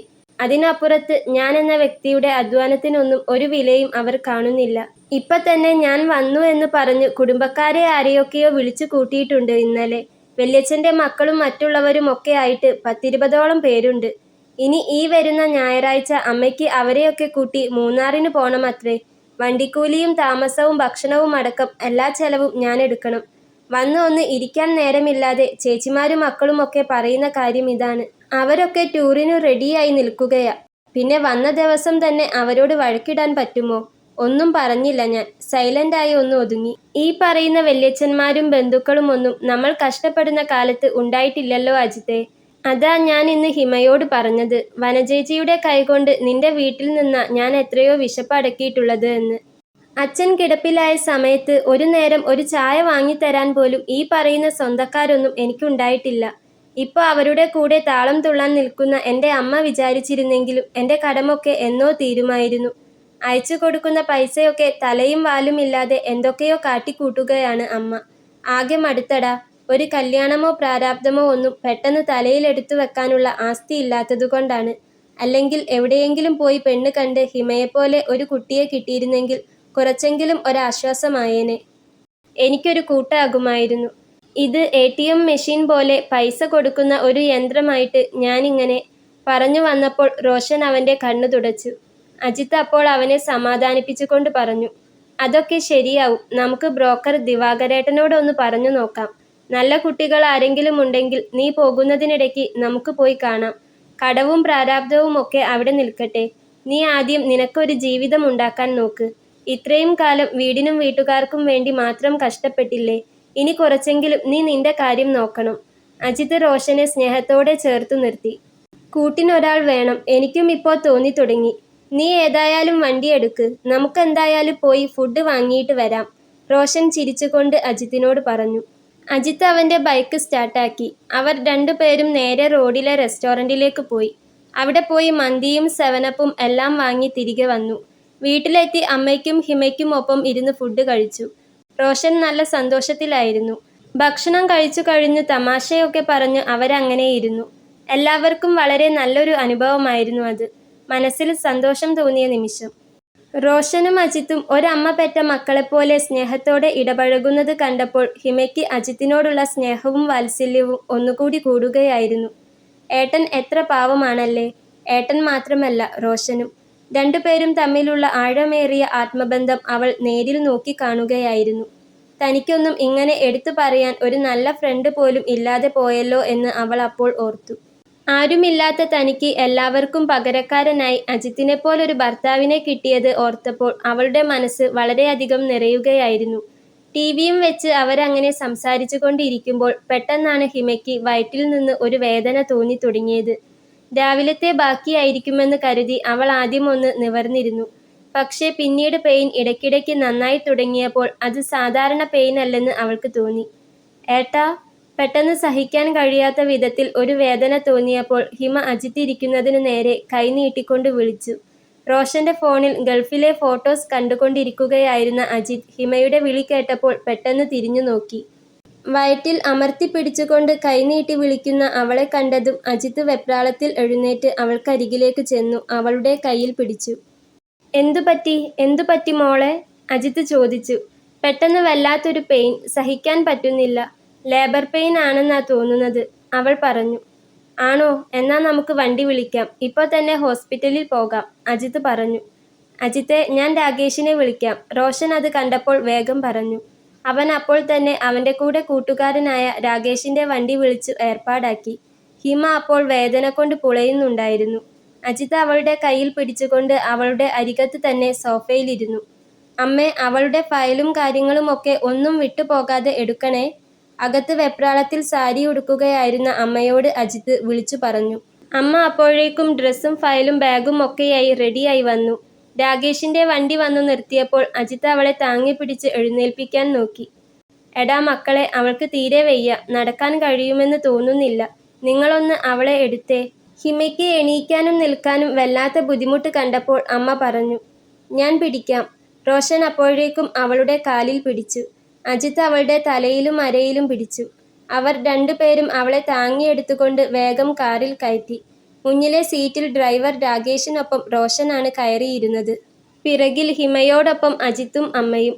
മെഡിക്കൽ കോളേജിലേക്ക് എത്താൻ ഏകദേശം 45 മിനിറ്റ് ഉണ്ടായിരുന്നതുകൊണ്ട് തന്നെ കാറിലിരുന്ന് ഹിമ വേദന കൊണ്ട് പുളഞ്ഞു കരയുകയായിരുന്നു. അവളുടെ അവസ്ഥ കണ്ടപ്പോൾ അജിത്തും കരഞ്ഞു തുടങ്ങിയിരുന്നു. റോഷൻ മുന്നിലിരുന്ന് തിരിഞ്ഞു നോക്കിയപ്പോൾ ഹിമയുടെ കരച്ചിൽ കണ്ട് വെപ്രാളപ്പെടുന്ന അജിത്തിനെയാണ് കാണുന്നത്. ഷെടാ, എന്താടാ ഇത്? അജിത്തെ, നീ ഇങ്ങനെ ടെൻഷൻ ആവല്ലേ. അവർക്ക് കൂടെ ധൈര്യം കൊടുക്കേണ്ട ആളാ. നീ ഇങ്ങനെ തുടങ്ങിയാൽ അവളും കൂടെ പേടിക്കില്ലേ? റോഷൻ അവനോട് പറഞ്ഞു. ഹിമ അപ്പോഴും കരയുകയായിരുന്നു. ഒന്നുമില്ലടാ, ഒന്നുമില്ല. അജിത്ത് അത് പറഞ്ഞുകൊണ്ട് അവളെ ചേർത്തു പിടിച്ചു. കാർ ഹോസ്പിറ്റലിൽ എത്തിയ പാടെ തന്നെ അറ്റൻഡർ സ്ട്രെച്ചറുമായി ഓടി വന്നു. വേദന കൊണ്ട് പുളയുന്ന ഹിമയെ പെട്ടെന്ന് തന്നെ അവർ ലേബർ റൂമിലേക്ക് കയറ്റി. അകത്തെത്തി 10 മിനിറ്റിനകത്ത് തന്നെ ഉള്ളിൽ നിന്നൊരു സിസ്റ്റർ ഓടി വന്നു വാതിൽ തുറന്നു. ഹിമ, അജിത്തിന്റെ ആളുകളുണ്ടോ? സിസ്റ്റർ വിളിച്ചു ചോദിച്ചു. ആ വിളി കേട്ടതും അജിത്തും അമ്മയും അങ്ങോട്ട് ഓടിച്ചെന്നു. റോഷനും ഉണ്ടായിരുന്നു കൂടെ. ഹിമയ്ക്ക് ലേബർ പെയിൻ ആണ്, പക്ഷേ നോർമൽ ഡെലിവറിക്ക് വെച്ചുകൊണ്ടിരിക്കാൻ പറ്റില്ല. സ്കാൻ ചെയ്തപ്പോൾ പൊക്കിൾക്കൊടി കുഞ്ഞിന്റെ കഴുത്തിൽ ചുറ്റിയിട്ടുണ്ട്. അതുകൊണ്ട് നോർമൽ ആവാൻ സാധ്യതയില്ല. നിങ്ങൾ ഇതിലൊന്ന് വേഗം സൈൻ ചെയ്യണം. സിസ്റ്റർ അവരുടെ കയ്യിലുണ്ടായിരുന്ന വലിയ ബോർഡ് അജിത്തിന് നേരെ നീട്ടി. ഓപ്പറേഷൻ ആണോ സിസ്റ്റർ? അമ്മ അപ്പോൾ ചോദിച്ചു. അതെ, ചെയ്തേ പറ്റൂ. വേഗം സൈൻ ചെയ്യൂ. അത് കേട്ടപ്പോൾ അജിത്ത് ആകെ ഒന്ന് വിറച്ചുവെങ്കിലും അവൻ അവർ തന്ന പേപ്പറുകളിലൊക്കെ സൈൻ ചെയ്തു കൊടുത്തു. സിസ്റ്റർ അതുമായി വേഗം അകത്തേക്ക് ചെന്നു. അപ്പോൾ തന്നെ അകത്തുനിന്നും സ്ട്രെക്ചറിൽ ഹിമയെ പുറത്തേക്ക് കൊണ്ടുവന്നു. സ്ട്രെക്ചറിന്റെ വീലുകൾ ഓപ്പറേഷൻ തിയേറ്റർ ലക്ഷ്യമാക്കി പായുകയായിരുന്നു. അതിനൊപ്പം തന്നെ അജിത്തും അമ്മയും മുന്നോട്ടോടി. പിറകിൽ റോഷനും ഉണ്ടായിരുന്നു. ഏട്ടാ, എനിക്ക് പേടിയാകുന്നു, ഹിമ അജിത്തിന്റെ കണ്ണുകളിലേക്ക് നോക്കി പിടഞ്ഞുകൊണ്ട് പറഞ്ഞു. അജിത്ത് അപ്പോൾ കൈനീട്ടി ഹിമയുടെ കയ്യിൽ മുറുകെ പിടിച്ചു. ഒന്നുമില്ല, ഒന്നുമില്ല, ഇപ്പോൾ കഴിയും, പേടിക്കല്ലേ, അജിത്ത് കരഞ്ഞുകൊണ്ട് പറഞ്ഞു. അജിത്തിന്റെ കണ്ണുനീർ തുള്ളികൾ അപ്പോൾ ഹിമയുടെ കണ്ണിൽ നിന്നും ഒലിച്ചിറങ്ങുന്ന കണ്ണുനീർ തുള്ളികളുടെ മേലെയാണ് ചെന്ന് പതിച്ചത്. പരസ്പരം കണ്ണിലേക്ക് നോക്കി സമാധാനിപ്പിക്കുമ്പോഴേക്കും ഓപ്പറേഷൻ തിയേറ്റർ എത്തിയിരുന്നു. ഹിമയെ അകത്തേക്ക് കയറ്റുമ്പോൾ അജിത്തിന്റെ കയ്യിൽ നിന്നും അവളുടെ കൈ പെട്ടെന്ന് അകന്നു പോയപ്പോൾ അവന്റെ നെഞ്ച് വല്ലാതെ ഒന്ന് പിടഞ്ഞുപോയി. അപ്പോൾ തന്നെ ഓപ്പറേഷൻ തിയേറ്ററിന്റെ വാതിൽ അവരുടെ മുന്നിൽ അടഞ്ഞു. അമ്മ അപ്പോൾ വേഗത്തിൽ അജിത്തിന്റെ സഹോദരിയെ വിളിച്ച് കാര്യം പറഞ്ഞു. അജിത്ത് വല്ലാത്ത ടെൻഷനിൽ റോഷൻ അരികിലേക്ക് ചെന്നു. നീ ടെൻഷൻ ആവല്ലേ, ഒന്നും സംഭവിക്കില്ല. എൻ്റെ പെങ്ങളുടെ കാര്യത്തിലും ഇങ്ങനെയായിരുന്നു. അവര് സീരിയസ് ആണെന്നൊക്കെ പറയും, പക്ഷേ ഓപ്പറേഷൻ പെട്ടെന്ന് കഴിയും. റോഷൻ അവനെ സമാധാനിപ്പിച്ചു. റോഷൻ പറഞ്ഞതുപോലെ കുറച്ച് സമയത്തിനകം തന്നെ ഓപ്പറേഷൻ തിയേറ്ററിൽ നിന്നും സിസ്റ്റർ പുറത്തേക്ക് തലയിട്ട് നോക്കി. എന്നിട്ട് പറഞ്ഞു, ഹിമ, അജിത്തിന്റെ പ്രസവം കഴിഞ്ഞു കേട്ടോ. പെൺകുട്ടിയാണ്. കുഞ്ഞിനെ കുളിപ്പിച്ചിട്ട് കാണിക്കും. കുഞ്ഞിനെ പുതപ്പിക്കാനുള്ള തുണി തന്നോളൂ. അത് പറഞ്ഞതും അമ്മ വേഗം ബാഗ് തുറന്ന് തുണിയും കുഞ്ഞുടുപ്പും ഒക്കെ എടുത്ത് സിസ്റ്റർക്ക് കൊടുത്തു. ഹിമയ്ക്ക് 8ാം മാസം കഴിയാനായതുകൊണ്ട് തന്നെ നേരത്തെ തന്നെ അമ്മയും അവളും കൂടെ ചേർന്ന് ആശുപത്രിയിലേക്കുള്ളതൊക്കെ പാക്ക് ചെയ്ത് വെച്ചിരുന്നു. അതുകൊണ്ട് തന്നെ പെട്ടെന്ന് പെയിൻ വന്ന് കൊണ്ടുവന്നപ്പോഴും മറ്റു കാര്യങ്ങൾക്കൊന്നും ഓടേണ്ടി വന്നില്ല. അവൾക്ക് എങ്ങനെയുണ്ട്? കുഴപ്പമൊന്നുമില്ലല്ലോ സിസ്റ്റർ? അജിത്ത് സിസ്റ്ററോട് ചോദിച്ചു. ഒരു കുഴപ്പവുമില്ല, അമ്മയും കുഞ്ഞും സുഖമായിരിക്കുന്നു, സിസ്റ്റർ ചിരിച്ചുകൊണ്ട് പറഞ്ഞു. അത് കേട്ടപ്പോഴാണ് അജിത്തിന് ഒന്ന് ശ്വാസം നേരെ വീണത്. അവൻ അവൻ്റെ 2 കൈകൊണ്ടും കണ്ണ് തുടച്ചു. കൺഗ്രാറ്റ്സ് ഡാ, ഞാൻ പറഞ്ഞില്ലേ പേടിക്കാനൊന്നുമില്ലെന്ന്. ഇപ്പോൾ സമാധാനമായില്ലേ? റോഷൻ അജിത്തിനെ നോക്കി ചിരിച്ചു. അജിത്ത് റോഷനെയും നോക്കി സൗമ്യമായി ചിരിച്ചു. ഞാൻ ഗ്രൂപ്പിലിട്ട് എല്ലാവരെയും അറിയിക്കട്ടെ. റോഷൻ അത് പറഞ്ഞുകൊണ്ട് ഫോണെടുത്ത് കുറച്ച് അങ്ങോട്ടേക്ക് മാറി നിന്നു. അല്പസമയം കഴിഞ്ഞ് സിസ്റ്റർ കുഞ്ഞുമായി വന്ന് ഡോർ തുറന്നു. കുഞ്ഞിനെ വാങ്ങിച്ചോളൂ, സിസ്റ്റർ പറഞ്ഞു. നീ വാങ്ങിക്കും മോനെ, അമ്മ അജിത്തിന്റെ തോളിൽ തട്ടി. അവൻ 2 കൈയും നീട്ടി നിറഞ്ഞ മനസ്സോടെ അവരുടെ പുതിയ അതിഥിയെ വാങ്ങി. തന്റെ ജീവനെ ആദ്യമായി കയ്യിൽ വാങ്ങുമ്പോൾ സ്വർഗം കിട്ടിയ സന്തോഷമായിരുന്നു അജിത്തിന്. ഒപ്പം അടക്കാനാവാത്ത അത്ര സങ്കടവും. ആളുകൾ പറയുന്നത് എത്ര ശരിയാണ്. അച്ഛനാവുന്ന നിമിഷം അതൊന്ന് അനുഭവിച്ചു തന്നെ അറിയണം. ഹിമയെ ചുംബിക്കുന്ന അവന്റെ ചുണ്ടുകൾ അതേ സ്നേഹത്തോടെ തന്നെ ആ കുഞ്ഞിന്റെ നെറ്റിയിലും പതിഞ്ഞു. ശേഷം സന്തോഷത്തോടെ അമ്മ കുഞ്ഞിനെ കയ്യിൽ വാങ്ങി. അജിത്ത് അപ്പോൾ വേഗം ഫോണെടുത്ത് റോഷനെ വിളിച്ചു. മോളെ കൊണ്ടുവന്ന് തന്നിട്ടുണ്ട്, നീ വന്ന് കണ്ടോ? അപ്പുറത്തെ വരാന്തയിലായിരുന്ന റോഷൻ അത് കേട്ടപ്പോൾ വേഗം തന്നെ ഓപ്പറേഷൻ തിയേറ്ററിന് അരികിലേക്ക് വന്നു. ഉറ്റ കൂട്ടുകാരന്റെ കുഞ്ഞിനെ ആദ്യമായി കണ്ടപ്പോൾ റോഷന്റെ ചുണ്ടിലും ചിരി പടർന്നു. റോഷൻ ആ കുഞ്ഞിന്റെ കുഞ്ഞിളം കയ്യിൽ ഒന്ന് മെല്ലെ തൊട്ടു നോക്കിയപ്പോൾ കുഞ്ഞവന്റെ കൈവിരലുകളിൽ മുറുക്കി പിടിച്ചു. ദേ ഇത് നോക്കിയേ, മുറുകെ പിടിക്കുന്നു. റോഷൻ അത് കണ്ടപ്പോൾ ചിരിച്ചുകൊണ്ട് പറഞ്ഞു. അജിത്തും അമ്മയും അപ്പോൾ കൂടെ ചിരിച്ചു. ഈ മാമൻ നിന്നെ കാണാനായിട്ട് ഇന്നലെ ഗൾഫിൽ നിന്ന് വന്നതാ, അമ്മ തമാശ പോലെ കുട്ടിയോട് പറഞ്ഞു. കൃത്യസമയത്താ ഞാൻ എന്തായാലും എത്തിയത്, റോഷനും കൂടെ പറഞ്ഞു. അപ്പോഴേക്കും വിവരമറിഞ്ഞ് അജിത്തിന്റെ പെങ്ങളും ഭർത്താവും മക്കളും അങ്ങോട്ടെത്തിയിരുന്നു. സന്തോഷത്തോടെ അജിത്തിന്റെ പെങ്ങൾ കുഞ്ഞിനെ എടുത്തു. മക്കളും അളിയനും ഒക്കെ കുട്ടിയെ കളിപ്പിച്ചു. ഹിമയുടെ കാര്യങ്ങളൊക്കെ തിരക്കി. എല്ലാവരുടെ മുഖത്തും അപ്പോൾ സന്തോഷം മാത്രമായിരുന്നു. കുറച്ചുകൂടെ കഴിഞ്ഞപ്പോൾ ഒബ്സർവേഷൻ കഴിഞ്ഞ് ഹിമയെ റൂമിലേക്ക് മാറ്റി. ഓപ്പറേഷൻ ആയതുകൊണ്ട് 5 ദിവസം കിടക്കേണ്ടി വരും. അതുകൊണ്ട് വാർഡിൽ നിൽക്കാൻ സൗകര്യമുണ്ടാവില്ല എന്ന് കരുതി അജിത്ത് അവിടെ തന്നെ റൂം എടുത്തിരുന്നു. എല്ലാവർക്കും കൂടെ റൂമിൽ നിൽക്കാനുള്ള അനുമതി ഇല്ലാത്തതുകൊണ്ട് തന്നെ അജിത്തും അമ്മയുമായിരുന്നു അപ്പോൾ റൂമിൽ ഉണ്ടായിരുന്നത്. ഹിമ അപ്പോഴും മയക്കത്തിലായിരുന്നു. അത്രയും വേദന സഹിച്ചു കഴിഞ്ഞ് ഇപ്പോൾ സുഖമായി ഉറങ്ങുന്ന ഹിമയെയും അരികത്ത് കിടക്കുന്ന തന്റെ പൊന്നോമനയെയും നോക്കിക്കൊണ്ട് അജിത്ത് അങ്ങനെ കട്ടിലിന്റെ ഒരോരത്ത് ഇരിക്കുന്നുണ്ടായിരുന്നു. അതുവരെ കുഞ്ഞിന്റെ അടുത്ത് ഇരിക്കുകയായിരുന്ന അമ്മ പെട്ടെന്ന് ബാത്റൂമിലേക്ക് എണീറ്റ് പോയപ്പോൾ അജിത്ത് കട്ടിലിൽ നിന്ന് എഴുന്നേറ്റ് ഹിമയുടെ അരികിലേക്ക് വന്നു. തനിക്കായി പുതിയൊരു ജീവൻ തന്ന അവളുടെ വയറിൽ അവൾ അറിയാതെ അവനൊന്ന് പതുക്കെ ചുംബിച്ചു. ശേഷം അവളുടെ നെറുകയിലും കവിളിലും ഉമ്മ വെച്ചു. അപ്പോഴൊക്കെയും അവന്റെ കണ്ണ് നിറഞ്ഞു തുളുമ്പുന്നുണ്ടായിരുന്നു. ശേഷം അപ്പുറത്ത് കുഞ്ഞിന് അരികിൽ ചെന്നിരുന്നു. കുഞ്ഞുമോൾ നല്ല ഉറക്കത്തിലായിരുന്നു. അജിത്ത് അപ്പോൾ കുഞ്ഞിന്റെ മുഖത്തേക്ക് തന്നെ നോക്കി വാത്സല്യത്തോടെ ചിരിച്ചു. എത്ര കണ്ടിട്ടും കണ്ണെടുക്കാൻ തോന്നാത്ത പോലെ പാൽക്കട്ടി പോലൊരു കുഞ്ഞ്. അവൻ കുഞ്ഞിന്റെ കുഞ്ഞിളം കയ്യിൽ ഉമ്മ വെച്ചുകൊണ്ടിരുന്നു. ശേഷം കുഞ്ഞിന്റെയും ഹിമയുടെയും കാലിന് ചുവട്ടിലായി പതിയെ തല ചായ്ച്ചു കിടന്നു. എന്നിട്ട് കണ്ണെടുക്കാതെ ഹിമയെയും കുഞ്ഞിനെയും തന്നെ നോക്കിക്കൊണ്ടിരുന്നു. അവർക്ക് 2 പേർക്കും കാവലായി, ജീവന്റെ ജീവനായി, പ്രാണന്റെ പ്രാണനായി സ്നേഹിക്കാൻ, നല്ല ഭർത്താവായി, ഒരു നല്ല അച്ഛനായിക്കൊണ്ട് അജിത്ത് അവരെ 2 പേരെയും മനസ്സിൽ പതിപ്പിക്കുകയായിരുന്നു. പുതുതായി വന്ന അതിഥിക്കൊപ്പം ഒരു പുതിയ ജീവിതം. മരണവേദന സഹിച്ച് തനിക്കൊരു കുഞ്ഞിനെ തന്ന തൻ്റെ പ്രാണന്റെ പാതിയോടുള്ള ഇഷ്ടം അവന് 100 മടങ്ങായി കൂടിയിരുന്നു. ഹിമ കണ്ണ് തുറക്കുന്ന നല്ല നിമിഷത്തിനായി കണ്ണിമ ചിമ്മാതെ അജിത്ത് കാത്തിരുന്നു.